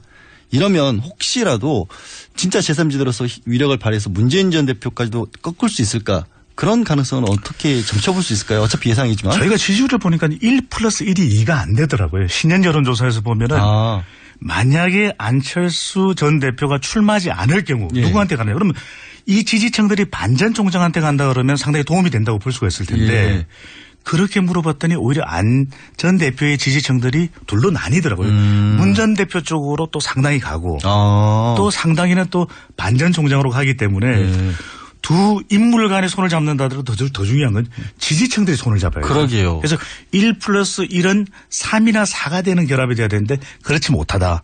지금으로서는 이 반과 안에 손을 잡더라도 1+1이 1.5? 그 정도밖에 안 돼요. 네. 국민들도 생각이 많이 복잡하신 것 같습니다. 마지막으로 짧게 반 전 총장 약점? 지지율을 떨어뜨릴지도 모른다라는 부분이 혹시 있다면. 네, 3P로 말씀을 드려야 될 건 첫 번째 피플. 박근혜 대통령과의 입장 정리입니다. 어떻게 되느냐에 따라서 상당히 예민하기 때문에 끌어올려질 수도 있고 한 방에 훅 갈 수도 있거든요. 또 하나는 파티. 당. 이 파티 당을 어디를 선택하느냐 지금 분열되어 있는 거. 마지막으로는 팔럿입니다.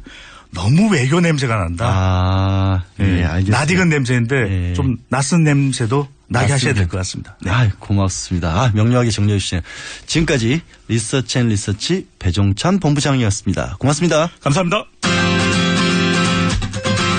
네, 그 사이 특검에 출석했던 이재용 삼성전자 부회장이 밤샘 조사를 마치고 귀가했다는 소식이 들어와 있습니다. 잠시 후 8시 10분 저는 3부로 돌아오겠습니다. 권한대행 양지열입니다.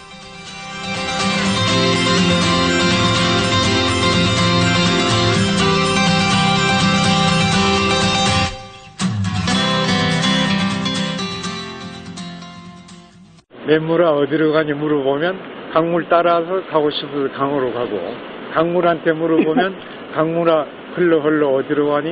그러면 넓은 세상 보고 싶어 바다로 간다. 바다를 포기하지 않는 강물처럼 부딪히는 모든 것들을 배우며 사람과 사람의 작은 만남이 모든 변화의 시작임을 응원했던 사람 신영복. 당신이 그립습니다. 신영복 선생님 일주기 추모도서 만남 신영복의 말과 글, 도서출판 돌베개. 똥은 싸고 다니냐? 미치도록 싸고 싶다. 빅동의 추억. 미궁 장사랑! 구렁이 똥 이뻤다. 장이 살아야 내 몸이 산다. 혈중 콜레스테롤 개선과 배변 활동에 도움을 주는 건강기능식품입니다. 빅동의 추억. 미궁 장사랑. 지금 검색창에 미궁 장사랑을 검색하세요. 이건 제가 써보니까 효과가 있는 것 같아요. 미 항공우주국 나사에서 우주인들의 비상식량으로 쓴다는 남미 최고의 완전식품 마카 플러스 한국에서 가장 비싸고 귀한 식품이라는 산삼 플러스 거기에 한국인이 좋아하는 녹용까지 일단 이 세 가지를 모두 넣은 제품이 나온 거니까 마카 산삼 녹용. 대박, 좋은 건 다 있네. 031-3233-2559 영한네이처 yhnatury.com. 맛있어. 너무 맛있어. 와, 아삭거리는 소리 들려? 와, 진짜 맛있다. 이 김치 어디에서 샀어? 김치 어디서 샀냐면 화 뭐? 무슨 김치라고? 그러니까 어디 김치냐면 바로 뜸들이지 말고 빨리. 도대체 어디 김치야? 화통김치. 화통김치라고. 국내산 재료로 100% 자체 생산하는 화끈하게 통하는 화통김치. 얼른 검색해서 사 먹어.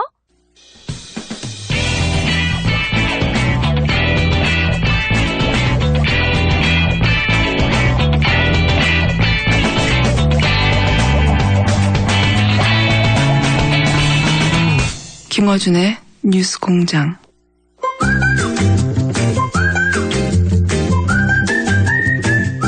네, 3부 시작했습니다.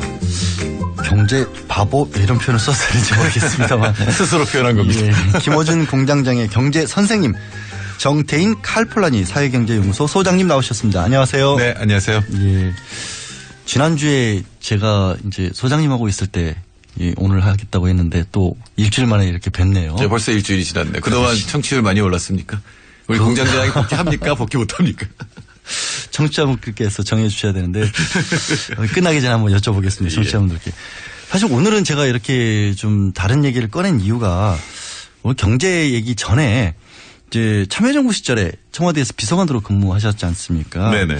근데 얼마 전에 SNS에 요즘 화제가 되고 있는 관저 집무실에 관해서도 말씀을 좀 하셨어요. 관저 집무실 이런 거 있었던 거예요? 아, 예, 관저가 있죠. 그 대통령 주무시는 곳, 대통령 가족과 같이 사는 곳이 있는데, 이 대리인들이 박근혜 대통령 대리인들이 쓸데없는 소리를 해서 그게 화제가 된 거죠. 뭐 노무현 대통령이나 김대중 대통령도 관저에서 집무를 했다라는 얘기인데, 제가 아는 한 노무현 대통령은 공식적인 일정은 전부 관저가 아닌 집무실에서 했고요. 청와대 본관에서 했고 저도 관저에 서너 번 갔는데 다 새벽에 불려 들어갔어요.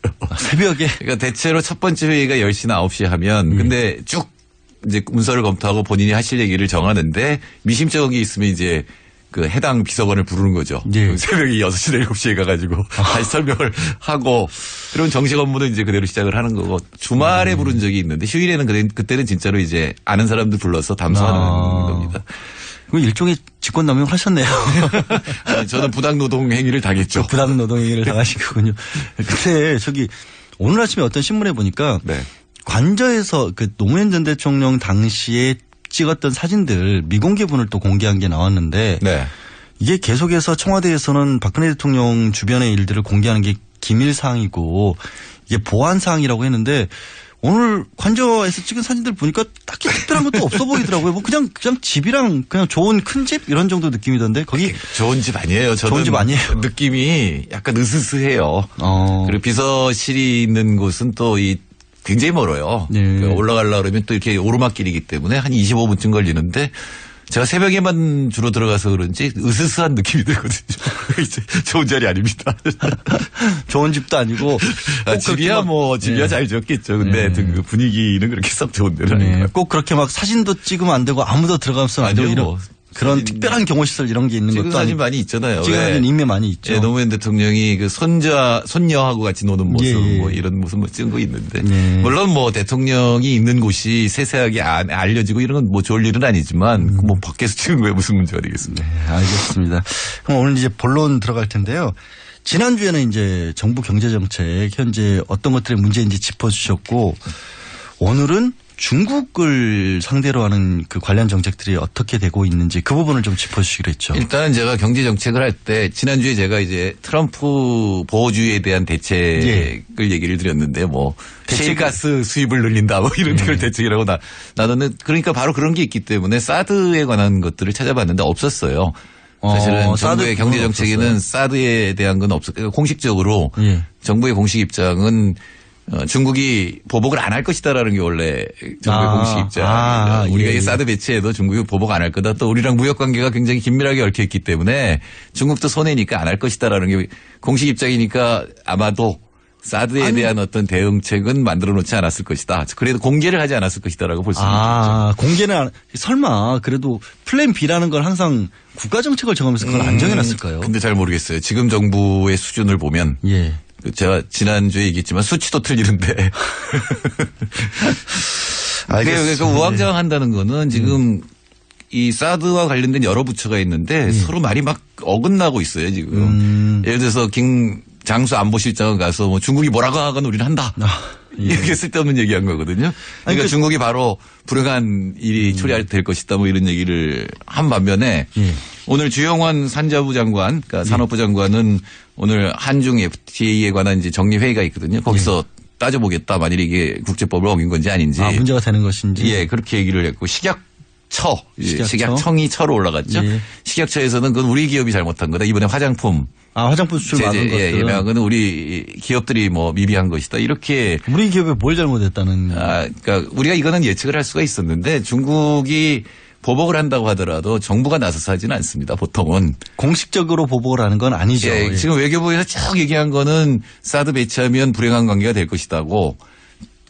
중국 국민들의 인민들의 반한 감정이 굉장히 나빠지고 있다. 한국에 대한 감정이 나빠지고 있다. 이 정도 얘기를 하고 환구15 같은 관영 언론은 보복해야 된다라는 얘기를 하고 굉장히 위험해진다라는 얘기를 하고 그러니까 정부는 그렇게 얘기를 하지만 실제로 정부가 쓰는 수법은 법에 안 걸릴 만한 것들. 흔히 우리 얘기하는 게 비관세 장벽이라는 게 있거든요. 그러니까 위생 검역 조건을 철저히 한다든가. 그러니까 솔직히 뭐 이런 거죠. 이른바 우리식 표현을 하면 법대로 해버리겠다. 네, 그렇죠. 기술 장벽을 한다. 이제 앞으로 안 나온 게 뭐가 있냐면은 중국은 주로 기업들이 관시라고 하는 거에 의해서 움직이잖아요. 관시라는 게 관계로 하다 보니까 만일 이걸 하면은 전부 부정이 드러날 거라는 거죠. 돈이 왔다 갔다 했다거나. 그쪽 설령 자기네들 관료들을 뭐 이렇게 좀 뭐 희생을 시키더라도 그런 부분을 다 일일이 다 찾아내가지고 처벌을 해버리면. 그렇게 되면은 국내법을 어긴 한국 기업을 처벌한 게 돼버리니까. 그런 방법이 또. 그러니까 시진핑이 지금 부패와의 전쟁을 하면서 보시라이 같은 큰 정책을 날린 게 다 부정부패인데 이게 중국에서는 상당히 일상적이거든요. 칸시라고 하는 게 바로 그런 걸 의미하기 때문에. 걔네는 김영란법도 없잖아요, 어차피. 어차피 밥 먹고 이랬을 텐데 그거를 다 문제 삼아가지고 공산당 입장에서. 밥 먹는 정도가 아니라 이행을 하면서 그러니까 여러 가지 관료들이 여러 가지 장벽을 쌓을 수가 있는데 그거를 이제 통과하는 여러 가지 뇌물의 이 정가가 있습니다. 정가가 있어요? 여기 보통은 담배를 가지고 그런 것들을 처리를 합니다. 그래서 담배로. 중국에 가보면 담배 가게에서 담배 되산다는 그런 게 붙어 있어요. 아, 옛날에 우리 같으면 상품권 이렇게 사줍니다. 이런 것처럼 담배를 사준다라는 거죠. 그렇죠. 그러니까 뇌물의 형태로 담배가 사용됐다든가 뭐. 그거는 이제 조그만 기업들 얘기지. 큰 기업들은 이제 단위가 달라지겠죠. 그만큼 근데 만연해 있는 곳이기 때문에 그런 것들을 하나하나 정확하게 법대로 집행을 하면 보복 형태로 충분히 나올 수 있다라는 말씀. 그렇죠. 시장 경제나 민주주의가 확보된 데선 그건 뇌물이 되지만 거기서는 윤활유 같은 게 되는 거죠. 여러 장벽을 한꺼번에 건너가는 수단. 그리고 그런 것들이 사실은 공공연하게 지금 이루어지고 있는 거기 때문에 그걸 문제 삼기 시작하면 모든 기업이 다 걸릴 수 있다는 거죠. 그럼 지금 이제 말씀하신 김에 화장품 우리 쪽에 위기 내진 손해 규모가 어느 정도 될까요? 그건 뭐 지금은 알 수가 없는데 사실 내용을 들여다보면 그렇게 규모가 큰 건 아니에요. 근데 우리나라에 왜 직구라는 게 있잖아요. 왜 박 대통령도 한번 언급했던 그 인터넷으로 주문하는 그 상품들. 우리나라 전체 직구의 약 60에서 70%가 화장품입니다. 그렇게 많이 중국 사람도 화장품, 우리나라 화장품 굉장히 좋아하잖아요. 여기 서울에서 지금 길이 막히면 그 부근에 면세점이 있는 거예요. 중국 관광버스가 서 있고 그 면세점이 제가 옛날에 근무하던데 1층에 있었는데 보면 거기 전지현 씨나 이런 한류 스타들의 전신상이 저기 다 화장품 파는 거거든요. 요즘에 명동 가면은 그 화장품 가게 앞에서 다 중국말로 말 걸더라고요. 그렇죠. 그러니까 그게 그만큼 직구도 그만큼까지 많이 이루어지고 있다. 그리고 한국의 화장품은 상당히 수준이 높고 특히 중국의 오피스 레이디들한테 굉장히 인기가 있다라는 겁니다. 그래서 뭐 일설에 따르면 사드에 의해서 가장 손해를 본 곳이 어디냐 그러면 우리는 제주도를 떠올리는데 압구정동이라는 썰도 있습니다. 압구정동에 성형외과들이 요새. 성형외과. 그러니까 이게 관광에 대한 지금 관광객 수가 줄진 않았어요. 통계를 보면은. 근데 관광에 대해서 중국이 어떤 조치를 취할 것이다. 당장 그러니까 중국에서 전월세기로 전세기를 내갖고 한국으로 오는 그런 것들이 있었는데 그 허가를 해주지 않는 그러니까 한류 관광객 그리고 나서는 뭐가 있었냐면은 그 배터리가 있는데 우리나라에 삼성하고 LG가 배터리가 자동차 배터리를 수출을 하는데 삼성과 LG의 배터리를 장착한 자동차는 보조금을 주지 않는다라는 조치를 취했죠. 그래서 지금 가장 지금 걱정하는 데는 LG예요. 사드 자체가 LG 골프장하고 관계가 돼 있잖아요. LG가 아니라 롯데. 근데 롯데는 면세점도 크게 하고 있고. 중국에 점포가 있거든요. 아예 들어가 있기도 하고. 근데 그걸 위생 검사를 하고 이렇게 시작하면 롯데가 보복을 당할 수가 있죠. 그리고 더 큰 거는 이제 이게 본격적으로 되면 진짜 사드가 배치가 되면 자동차에도 보복을 할 수가 있습니다. 가령 이렇게 중국에 보면은 소나타가 택시로 다니는 거 많아요. 중국은 기본적으로 국공영 기업하고 정부 구매가 굉장히 많거든요. 아직까지는 당연히 사회주의 국공영 체제를 갖추고 있으니까. 근데 이 기업들이 또는 시가 이 소나타를 구입했다가 이거를 갖다가 소나타로 교체를 다른 나라 차로 바꾼다라고 하면 엄청난 타격이. 그거는 뭐 자기 마음이나 계약이니까 어느 회사를 선을 맞죠. 그럼 기업이 결정하는 거잖아요. 그렇죠. 그거는 뭐 국공영 기업이 부품 선을 바꾼다 이렇게 되면 아무 문제가 법적으로는 없는 외교적으로 이미 광섬유가 그런 일이 벌어졌습니다. 근데 이런 보복 이런 거를 달라이라마 효과라고 부른다면서요? 달라이라마 효과라고 하는 건 푹스랑 쿨란이라고 하는 학자들이 이 후진타오 시기 그러니까 2003년에서 2008년까지 이 외국 대통령이나 수상들이 달라이라마를 만나는 경우가 있잖아요. 그렇죠. 그때마다 중국이 강력하게 막 반대하고. 반대하고 그러면 1년이 안 돼서 그 나라 외교부가 사과 성명을 냈습니다. 여태까지 한 나라도 빼놓지 않고. 그래요? 다 안 했어요? 왜 그러냐면은 대통령이 만나면 그 해 대중국 수지 16.8%가 줄어들어요. 평균. 장관이 만나면 8.5%가 줄어들어요. 그게 평균으로 잡힐 정도로. 그러니까 모든 달라이라마를 만난 모든 정상이 만났거나 장관이 만나면 전부 무역 보복이 들어갔고 중국 입장에서는 우리가 보복한 거 아니라고 얘기하는데 아까 조금 전에 설명해 준 방법으로 하면 근데 대중 수출이 16.8, 18.5에서 16.8이니까 상당히 확 줄어드는 거거든요. 그러면 외교부가 잘못했다라고 얘기할 수밖에 없는 거죠. 근데 이거는 사드는 달라이라마랑 완전히 다르잖아요. 비교가 할 수 더 크겠죠. 다시는 안 만나겠다고 할 수 없죠. 이미 배치가 되면. 그렇죠. 완전히 철수를 시키기 전까지는. 이게 배치가 되면 더 큰 문제가 되는 거죠. 사실 달라이라마를 만난 것도 국익이라고 표현하는 핵심 이익이라고 중국이 표현을 하는데 핵심 이익을 훼손시켰다라고 표현을 하는데 사드하고 비교해 보면 사드는 진짜로 중국이 안보의 위협으로 느끼거든요. 그 이제 중국 입장에서 그렇다라는 건데 그럼 뭐 얘기 안 한다는 게 의미가 없긴 하겠지만 지금까지 많은 나라들의 기준으로 봤을 때 안보가 위협받는 상황에 갔을 때 혹시 중국이 취했던 태도 이런 거를 좀 뭐 들을 수 있는 그런 게 있을까요? 중국이 지금 가장 중요하게 생각하는 거는 이 말레이 해협으로 이어지는 이 섬들이에요. 예, 그 남사군도해 쪽. 예, 남사군도도 있고 그 생가쿠 열도라고 하는 그 띠아오 뭐 중국말로는 다른데 첨강 열도죠. 예. 그러니까 그 선이 하나가 있고 그다음에 필리핀 쪽에 두 번째 이 선이 있는데 요 선상의 섬의 분쟁을 일으키잖아요. 예. 그러니까 거기가 군사적으로 배치를 하고 이렇게 하는데 사드도 그런 거에 속한다는 거죠. 사드를 잘 보면은 사드하고 거기에 말레이 해협까지 가는 그 길 중에 있거든요. 그리고 거기 사드에 지금 미사일을 방어하느냐 마느냐가 문제가 아니라 이 레이더가 내부를 들여다볼 수 있다. 예, 뭐 이런. 그러니까 중국의 군사적 움직임을 전부 체크할 수가 있는 거기 때문에 중국이 신경을 쓰는 거죠. 그러니까 우리나라가 사실은 북한의 미사일을 막는 데는 별 도움이 안 됩니다. 예. 왜냐면 이게 사드 고고도잖아요.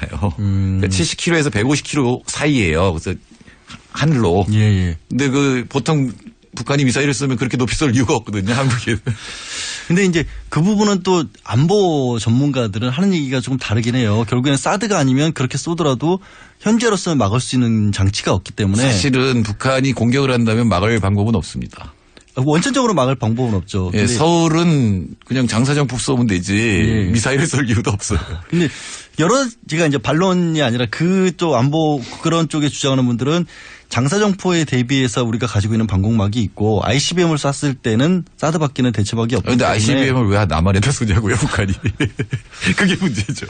그게 대륙간탄 도탄인데.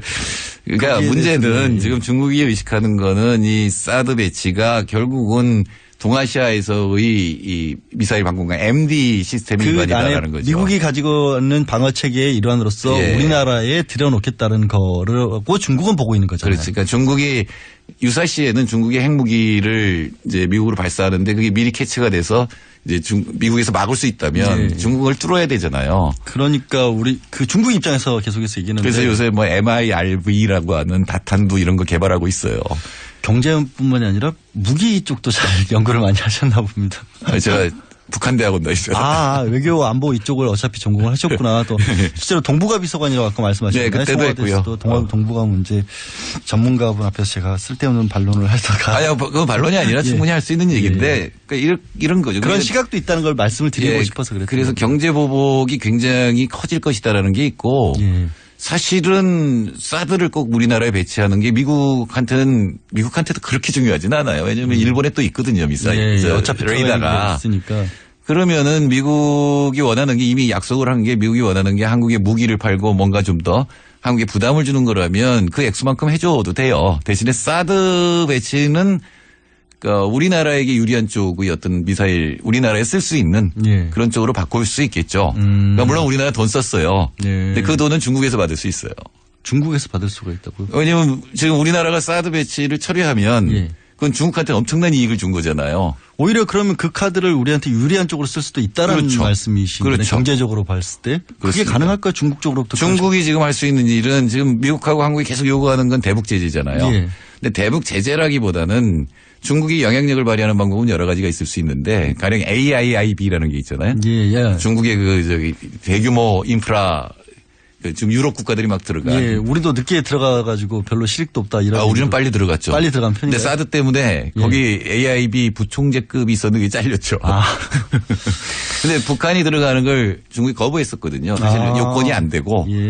근데 그거를 북한을 받아들이는 카드로 북한의 핵동결이라든가 이런 걸 요구할 수가 있거든요. 그리고 AIB에 가입하면 그다음부터는 AIB의 돈으로 뭐 북한 철도를 현대화한다든가 이런 것들이 가능하기 때문에 이거는 사실은 미국하고도 협상의 여지가 남아있는 거고 중국하고도 협상의 여지가 있고 양쪽의 모든 나라가 원하는 게 북핵 문제의 해결이라면 그쪽으로 쓸 수 있는 거죠.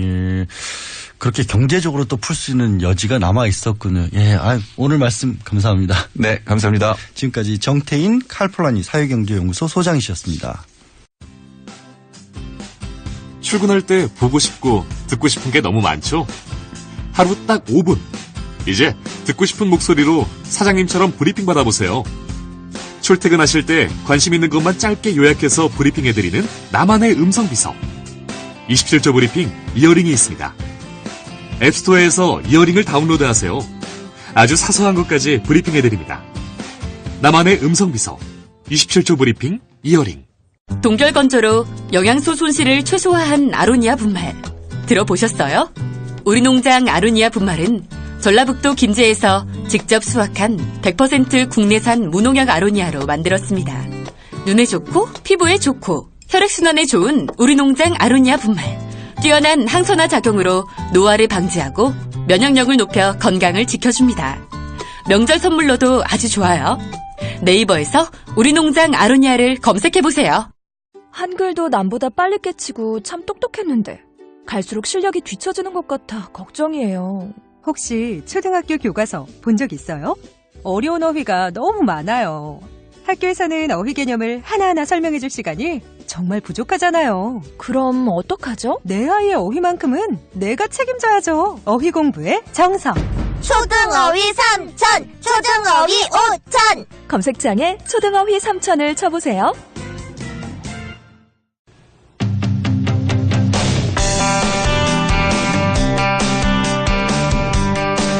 예, 시청자들의 방송 참여와 권익 증진을 위해 설립된 시청자 미디어 재단이 있습니다. 그런데 이곳이 최근 비리 논란에 휩싸였습니다. 채용 비리 의혹, 정치적인 외압 의혹, 이런 비판들이 나오고 있는데요. 어떤 이유에서인지 언론문제 전문가로 국회 미래창조과학 방송통신위원회에서 활동하고 있는 정의당 최선 의원과 얘기 나눠보겠습니다. 의원님 나와 계세요? 네네. 예, 안녕하세요. 예. 예. 우리 시청자 미디어 재단이 어떤 곳인지 청취자분들에게 좀 간략하게 좀 설명 좀 해드릴 수 있을까요? 예. 그 시청자 미디어 재단은 방송 시청자들의 방송 참여 그리고 권익 증진들을 위해서 그 방송통신위원회 산하에 설치된 기관이에요. 예. 미디어에 대한 교육과 체험, 또 시청자들이 방송 프로그램을 제작하는데 이렇게 지원을 하고 있고요.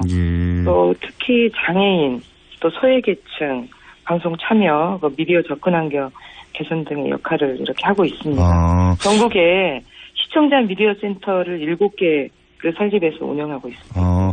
생각보다 많네요. 그럼 예산도 꽤 배정이 돼 있긴 해. 나라 돈 많이 쓰는 곳이겠네요. 그렇게 많지는 않습니다. 2015년에 설립이 되었고요. 예. 이게 설립하기까지 기재부랑 줄다리기를 오랫동안 했습니다. 2015년이면 생각보다 얼마 안 된 어떤 곳이라 저도 이름이 좀 낯설다라는 생각이 들었는데요. 네, 아마 그러실 거예요. 네, 공공기관 중 유일하게 시청자의 참여와 권리를 이제 전제 이유를 하는 기관인데 이게 그 미디어 활동가들이 오랫동안 그 활동을 하면서 그 주장해왔던 수건 사업이었어요. 그렇군요.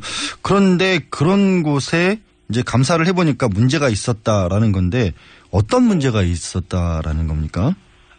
이제 설립이 이제 얼마 되지 않았고 첫 이사장이 이제 선임이 돼서 좀 애정을 가지고 많이 지켜봤죠. 예. 이번에 그 감사 결과가 이제 나왔는데 사실은 설립 첫해부터 첫해 이제 국정감사부터 문제가 지적되기 시작했어요. 예. 현재 이소구 이사장 체제로 운영이 되고 있는데, 재작년 국정감사에서 이사장이 본인의 동생을 운전기사로 채용해서 지적을 받았었고요.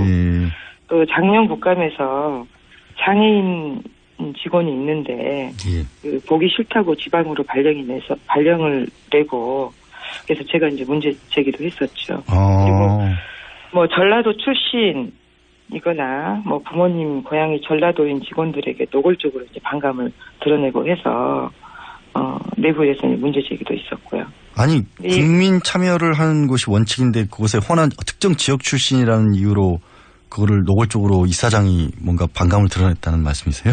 예, 이제 이런 부분들은 사실 이번 감사에서 이제 확인이 그 감사 보고서에는 들어있지 않았던 건데 예. 감사에서는 총체적인 문제가 드러난 게 아니라 그냥 그 일부가 좀 확인이 돼서 나온 거고요. 그 일부만 보더라도 그 전형이 심각하죠. 올해 같은 경우에는 그 직원들 급여도 지금 1월달 예산 편성을 못해서 급여를 주지 못할 위기에 놓였다는 그런 뉴스도 보이더라고요. 예, 사실 그 내부 지금 운영이 그렇게 되고 있으니까 시스템이 제대로 돌아가겠습니까? 예산서 작성을 못했어요. 아니 공공기관이 어떻게 예산 작성을 못해요? 그래서 방통위에서도 이런 일은 뭐 대한민국 공공기관 역사상 처음이다. 이렇게 얘기를 했고요. 예. 뭐 인사 채용부터 인사 이동까지 뭐 아무런 원칙 없이 이루어지고 탈법적으로 운영이 됐기 때문에 제대로 그 내부 구성원들이 일을 할 수 없는 그런 상황이었죠. 저는 이걸 보면서 관련 뉴스를 보는데 내부 구성원들에 대해서도 그렇게 했을 뿐만 아니라 아까 이제 그 국민들을 뭐 대상으로 해서 미디어 교육 같은 것도 한다 이런 일을 한다고 했는데 강사들한테 윤리강령 준수 서약서 뭐 이런 걸 받았다라는 그런 지적도 나오더라고요. 예, 그 센터 내에 교육 프로그램 운영 지침이 있어요. 예. 이 부분을 본인이 개정을 해서 윤리강령을 만들어서 준수 서약서를 써라 이렇게 한 건데요. 예. 요즘에 어느 기관에서도 뭐 준수 서약서를 강요하거나 이런 데는 없죠. 저는 이걸 들을 때 예전에 그 장기수들한테 나올 때 준법 서약서라는 것을 쓰라고 한 것조차도 헌법재판소에서 양심의 자유 침해라고 해서 위헌이라고 봤거든요. 근데 어떻게 재단 이사장이 그 외부 강사들한테 윤리강령 준수 서약서를 쓰라고 했다는 게 참 도저히 이해가 안 가는 상황인데, 아니 말씀하신 것처럼 이게 어떤 언론을 건전하게 이끌기 위해서 시청자들의 참여를 유도하는 그런, 그러니까 이게 단순히 공공기관이 일방적 공공기관이 아니라 국민들과 적극적으로 소통하고 국민들의 어떤 의견이 들어갈 수 있도록 하는 그런 역할을 하는 곳이지 않습니까? 예, 그렇죠. 그런데 이게 어떻게 이렇게 비리에 쌓였을까요? 그 구조가 좀 문제인데, 지금 관리 감독 기관이 방통위입니다. 예. 방통위에서 이사장을 선임을 하는데요. 사실은 이제 그 이서구 이사장을 내려보낼 때 이서구 이사장이 정홍원 전 국무총리 비서실장 출신이에요. 예. 첫 이사장을 내려보낼 때부터 낙하산 인사를 보냈다 해서 이제 반대가 컸었죠. 예. 아니, 네. 미디어 전문가가 아니고요? 이분이 가서 낙하산 뭐 인사가 가서 권력을 철저하게 사유화한 거죠. 예. 사실 뭐 감사 보고 결과를 보면 그런 정황들이 그대로 드러났는데 거의 뭐 이해할 수 없는 경우들도 있어요. 본인이 뭐 담배를 구입을 해서 그것을 무슨 뭐 휴지를 구입한 것처럼 위조를 해서 영수증을 제출했다거나 직원들도 아무도 못 믿고 본인이 직접 사무실에서 영수증을 처리하고 있고 지금 이런 품위의 문제도 드러났기 때문에 아니 담배를 얼마나 많이 피운다고 담배값을 그렇게 휴지로 아니 말이 안 되는 상황이 이제 발견됐는데요. 이것도 국정감사에서 여러 번 지적이 되고 하면서 감사 요청을 해서 이번에 총체적인 부실과 비윤리적인 운영 형태가 드러난 거죠. 예. 그래서 지금 오늘이었던가요? 특별이사회 열어서 징계한다고 지금 들었습니다만은 결국에는 어떤 해결을 해야 할 거 아니에요? 어떻게 해결해야 할까요? 지금 이제 오늘 재단 이사회가 열리는데 이제 방통위 감사 처분 요구서가 이제 전달이 됐기 때문에 그 오늘 이사회에서 이제 이사장 해임 건의를 하게 돼 있어요. 근데 그 여부를 좀 다룰 것으로 예상이 되고 있고요. 문제는 이제 방통위가 좀 책임 있는 결단이 필요한데 지금의 방통위 구조에서 이사장을 해임하겠다 입장이 나올지는 좀 불안한 상황입니다. 그것도 좀 해결이 될지 불안한 상황이라고 하셨는데 이 언론의 문제가 지금 생각보다 큰 문제가 되고 있습니다. 이 박근혜 대통령 탄핵소추 사유 가운데도 언론자유 침해가 들어가 있고 어제 이제 탄핵심판 공개변론에서 조항규 전 사장이 자신이 외압에 의해서 물러났다 이런 부분도 제기를 했지 않습니까? 주장을 했는데 그렇죠. 이제 어떻게 들으셨어요? 그분이 진짜 그런 일이 벌어졌을까? 뭐 내지는 그런 소외 이런 것들은 어떠셨는지? 뭐 국정감사에서 이제 국정조사에서 전 국민이 다 알게 되셨죠. 예. 세계일보 보도가 2014년 말부터 이제 나왔던 거고요. 사실 그때 그 박한천 경장이 권력 서열을 이른바 발표를 했잖아요. 예. 대한민국 권력 서열. 그때 이미 이 최순실 게이트는 다 드러났던 거죠. 야. 근데 이제 이 부분을 사실 지금 한교안 국무총리가 법무부 장관이었고 김수환 그 지금 검찰총장이 그때 그 수사를 총괄했던 예. 서울시청장이었고 그리고 대통령이 가이드를 쳤습니다. 이거 증권가 찌라시. 그렇죠. 그런 부분들은 예. 정확하게. 그러면서 이걸 문서 유출에 맞춰서 수사가 진행이 돼서 봉합을 시키고 조사장을 외압을 통해서 그만두게 하고 이제 이렇게 된 건데 이게 명백히 하나의 국정농단의 게이트 자체를 봉쇄해버린 거기 때문에 이제 그 헌법을 철저하게 위반했다 하는 거죠. 결국 그런 일들을 이제 특히 언론 영역에서 막아야 하니까 이게 가장 언론이 독립돼 있고 공공성이 있어야 우리 국민들이 어떤 정보를 제대로 얻을 텐데 이번에 이제 언론장악방지법을 논의하고 있으신 걸로 알고 있는데 어떤 내용들이 주로 담겨 있습니까? 저는 이번에 촛불광장에 함께하면서 그 핵심은 촛불광장 메시지의 핵심은 이거였다고 봐요. 방송사 사장이 얼마나 중요한지 전 국민이 알았습니다. 그리고 방송이 정말 나라를 살리고 죽일 수 있다는 거 아주 절감을 했어요. 이제 이런 상황에서 지금 공영방송에 이 아무런 역할을 못했다. 그리고 그 최순실 게이트의 공범이다. 이렇게 국민들이 주장을 하고 있는데 국회가 아무것도 안 하고 있다. 이건 문제가 된다. 이런 생각이고요. 지금 공영방송 내부의 기울기가 너무 심각합니다. 뭐 이미 다 드러났어요. 홍보수석이 직접 전화해서 뭐 보도국장하고 직접 커넥션이 다 있잖아요. 이런 부분들을 걷어내는 게 핵심인데 국민 주권을 실현하는 방향으로 그 기울기를 조정을 해야 된다는 거죠. 그러려면 방송의 독립성이 가장 이제 중요하고요. 그리고 지금의 현재 기울기를 완전히 좀 평평하게 만들자. 그래서 이걸 뭐 디테일하게 좀 설명을 해드리면 시간이 너무 많이 걸릴 것 같아요. 지금 KBS만 보면 그 여야 비율이 그 7대4가 돼 있습니다. 여야 추천 비율이. 추천 비율이? 예. 이 부분은 7대6으로. 균형을 좀 맞춰야 한다. 균형을 맞추자. 그리고 사장 추천위원회에서 사장 후보를 좀 추천하고요. 이사회에서는 특별다수제를 도입해서 그 3분의 2 이상의 찬성을 얻는 사람이 이제 사장으로 추천이 돼서 대통령이 임명하도록 하는 이제 이런 법안 내용입니다. 근본적으로 그런 뭐 MBC, KBS 같은 공영방송 지배 구조 자체를 바꿔야 이 문제가 해결될 수 있다라고 보시는 건데 이게 뭐 사실은 정말 좋은 어떤 방안인데 제대로 법안 심의도 못하고 있다고 들었습니다. 이게 왜 그렇죠? 뭐 첫 해에 정기국회에서 미방위가 식물 미방위로 이제 그 참 부끄럽고 말도 안 되는 이렇게 일이 일어나서 국민들께 정말 죄송한데요. 이게 지금 새누리당 소속이 이제 미방위원장이세요. 그리고 새누리당 이제 간사가 있고요. 주로 이제 의사 일정은 여야 간사들 간에 합의를 해서 진행을 하는데 지금 미방위원장은 그 간사 간에 합의해서 의사 일정을 진행을 해라. 그리고 새누리당의 간사는 노골적으로 이제 그 방송법을 막아야겠다. 심의를 하면 다른 법안도 못한다. 이러면서 노골적으로 이제 방해를 하고 있고. 알겠습니다. 또 두 분이 핑퐁을 하고 있죠.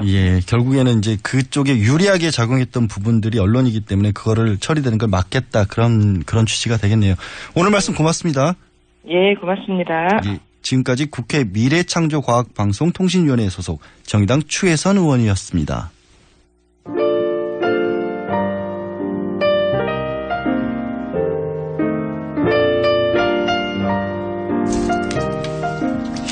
청취자분들이 보내주신 문자 오늘도 많이 들어와 있습니다.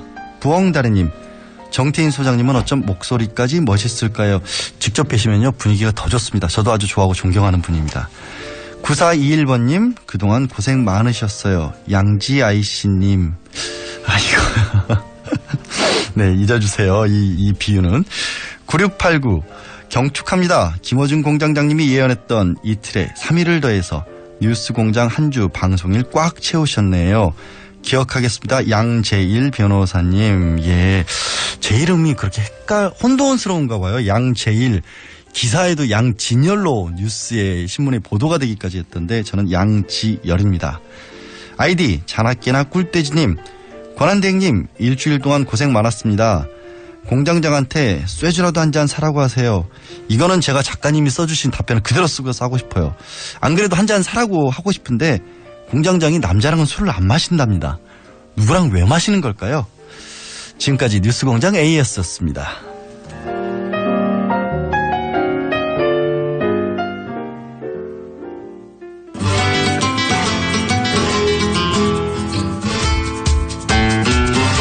먹던 음식 돌아보고 안 먹던 음식도 다시 보자. 까칠한 미식가 황교익 막칼럼니스트와 함께합니다. 안녕하세요. 어서 오세요. 예, 안녕하세요. 예, 제가 사실 다른 경로를 통해서는 간접적으로 많이 뵀었는데 직접 뵙는 건 처음이거든요. 예, 그 분위기가 훨씬 더 좋네요. 아, 제가요? 예. 제가 하니까 더 좋다는 말씀이시죠? 분위기가 아주 칙칙했었는데. 사실 칙칙한 분위기에서 만 얘기를 말씀하신다라는 게 그렇죠. 좋지는 않죠. 김부준 총수하고는 얼굴 맞대고 이야기하면 이게 식욕이 좀 많이 달아나는 스타일이잖아요. 그래서 음식이 냄새와 맛도 못지않게 보는 것도 사실 굉장히 중요한데. 그렇죠. 이거 누구하고 같이 먹는가 이게 누구하고 같이 중요하죠. 사실. 그래서 저도 사실 김어준 공장장이랑 소주 안 먹습니다. 예. 오늘 저기 궁중 음식에 관해서 말씀을 좀 해주실 건데요. 예. 우리가 말은 많이 하는데 궁중 요리라고 하는 게 도대체 뭘 궁중 요리라고 하죠? 그러니까 이 궁중 요리라는 게 대체 뭔지 한번 들여다봐야 되는데, 우리는 다 궁중 요리 하면 대장금부터 떠올려요, 그죠? 드라마. 예, 그렇죠. 그 드라마 대장금이 크게 유행할 때 뭐 전 세계에 뭐 어마어마하게 많은 사람들이 봤죠. 특히 아시아권에서 많이 봤는데, 그때 그 외국의 일본의 한 그 역사학자가 우리나라의 그 음식 인문학을 연구하는 그 한국학중앙연구원에 있는 주영아 교수한테 이렇게 메일을 보냈어요. 대장금을 봤는데 어떻게 유교 국가의 왕이 여자가 하는 음식을 받아 먹을 수가 있느냐. 그런 지적이 있을 수 있네요. 그건 한국 역사의 왜곡을 넘어서 유교 문화권에 있는 아시아의 전체의 역사의 왜곡일 수 있다. 그러니까 그쪽에서는 이제 역사학자 입장에서 아주 엄중하게. 그러니까 과거에는 여성이 지위가 이제 지금과 달랐을 때를 기초로 한 말씀이신 거죠. 그러니까 그렇죠. 과거에. 그렇죠. 그러니까 유교국가, 조선은 그렇죠. 유교국가, 종교국가거든요. 그러니까 종교국가의 제사장의 음식을 여자가 한다는 것은 맞지 않다라는 거죠. 그런데 우리는 뭐 대장금 이런 뭐 그냥 봤어요. 그냥 여자가 하는 음식을 먹는 거다.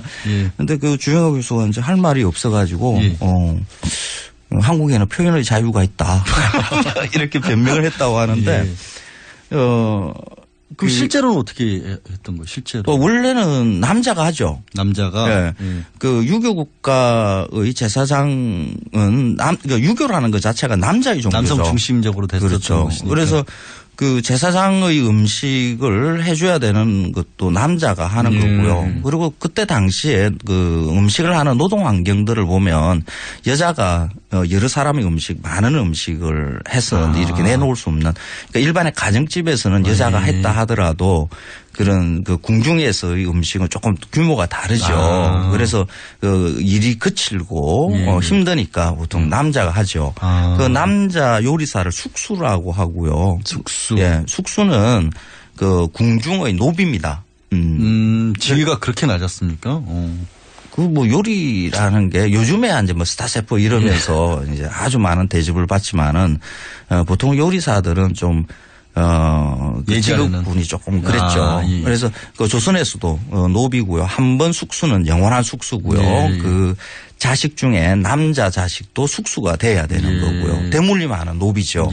그래서 그 남자가 당연히 하는 건데 여자로 이렇게 우리는 당연히 여기게 된 것은 이거는 그 대장금 그 이전에 우리가 국가에서 지정하는 무형문화재로 조선 궁중 음식이 무형문화재로 돼 있거든요. 이게 1971년인데 그때 주방 상궁이라고 해서 한희순 씨가 그때 인간 문화재로 이렇게 등록이 지정이 됐었어요.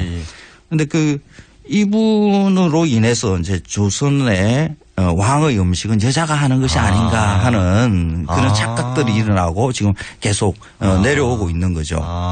실제로는 남성들이 거의 다 숙수로서 요리를 했었는데 마침 궁중음식 무형문화재로 지정된 분이 여자분이다 보니까 대장금의 신화까지 이어져 버리는 그런 셈이 됐는데. 그렇죠. 근데 그 한희순 분을 상궁이라고 해서 그 문화재청에서는 이분을 그 지정을 할 때에 뭐 여러 그 이제 공적 사항들 같은 거 이런 걸 해놨는데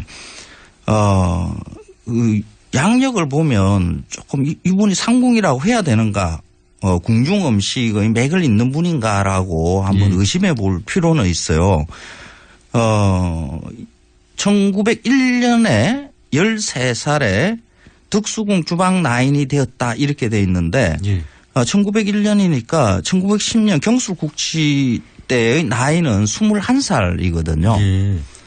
보통 뭐 10대 초반에 이제 궁중으로 나인으로 들어가고 우리는 그 조선의 관직명 인 상궁이라는 것을 그냥 상궁 여자가 나이가 많이 들면 상궁 그렇죠. 이러는가 보다. 그건 아니고. 그렇지 않거든요. 사극에서는 다 그렇잖아요. 그 정식 그 관직입니다. 정오품. 그 여자가 올라갈 수 있는 최고의 관직이죠. 보통 상궁이 되려 그러면 정오품 정도까지 되려 그러면 궁에서 보통 한 30년 이상 근무를 해야 이렇게 달 수 있는 거거든요. 그러면 이번에 이제 상궁까지 가기는 좀 어려웠던 상황이었던 거죠. 그렇죠. 이게 상궁이라고 할 수가 없죠. 그런데 이분이 이제 나이가 많이 들었으니까 그냥 상궁이라는 이름을 붙여줬을 수가 있는데 이 한희순 이분이 궁중 음식의 무형문화재로 지정하는 그 자체가 자칫 일본의 그 일제의 지배에 대해서 긍정하는 일이 될 수도 있어요. 이 한희순 이분은 일제강점기 때의 이왕가들에 대해 그 음식을 해주는 분이었거든요. 그러니까 조선이 우리는 망했다라고 이야기를 하는데 사실 망한 것이 아니라 이시왕가는 망하지 않고 일본 왕가 밑으로 이왕가라는 이름으로 편입이 되는 거잖아요. 편입이 됐었죠. 그러면 이제 말씀은 공식적으로 그렇게 지정돼서 안 됐어야 할 수도 있지만 어쨌든 그때 궁중 음식이 이어진 셈이네요. 어쨌든 그 궁중 음식이라는 그 실체 자체가 그게 사실 뭐예요? 없어요. 없어요? 근데 한희순 이분은 그 일제강점기 때 이왕가의 뒤수발을 들면서 음식을 해준 분은 맞아요. 해방 이후에도 이제 그 음식을 해주고 했죠.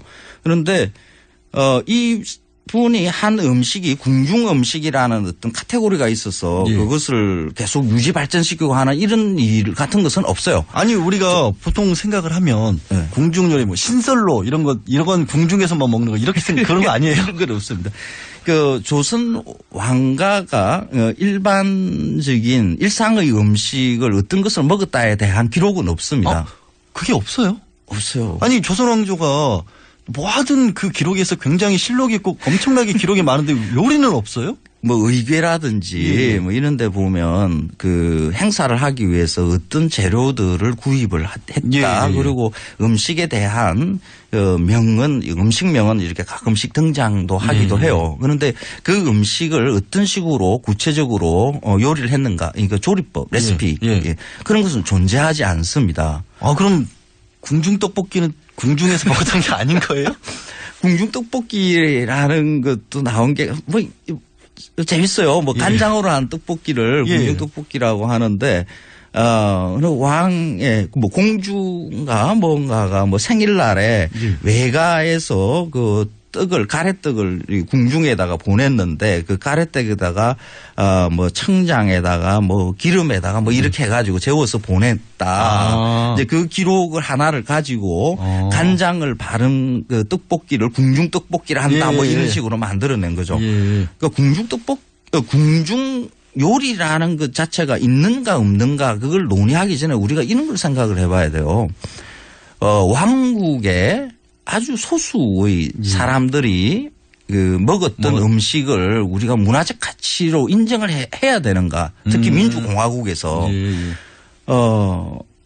조선의 그 왕가는 아주 극소수거든요. 예, 그렇죠. 그거야. 예. 조선 전체 살았던 사람은 한 800만에서 1000만 정도 되고 그 궁에서 살았던 왕은 왕과 그 뭐 부모의 그 상황이나 이런 게 있었을 거고요. 있었으면 그 밑에 왕이 거느린 여자들, 비와 뭐 여러 후궁들 좀 있었을 거고요. 그 밑에 자식들, 왕자와 옹주. 그 왕자도 이제 이 세자가 책봉이 되면 또 다 뭐 나가야 되고요. 그러면 한 뭐 10명에 20명 정도 남짓이 먹었던 그렇죠. 모여 있어.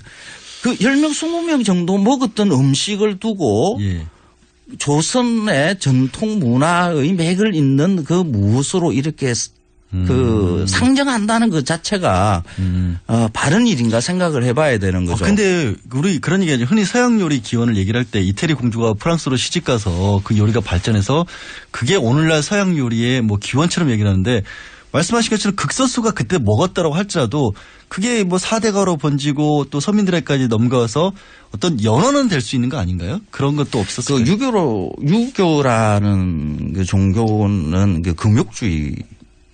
그래서 그 유럽의 왕가와 귀족들처럼 뭐 호화 만찬을 열고 막 이런 거 그런 거 사실 뭐 연애는 있기는 있었는데 어떤 음식을 먹겠다라고 뭐 이거 내놔라 저거 내놔라 이게 맛있네 품평하고 하는 일 자체가 유교스럽지 않은 일이죠. 그래서 아까 처음에 유교를 그렇게 강조를 하셨군요. 우리의 조선시대의 전통 문화와 이런 부분은 사실 맞지 않는 왕이 뭐 먹으면서 이 셰프가 뭐 이게 평점 4 뭐 이런 게 불가능했다는 그렇죠.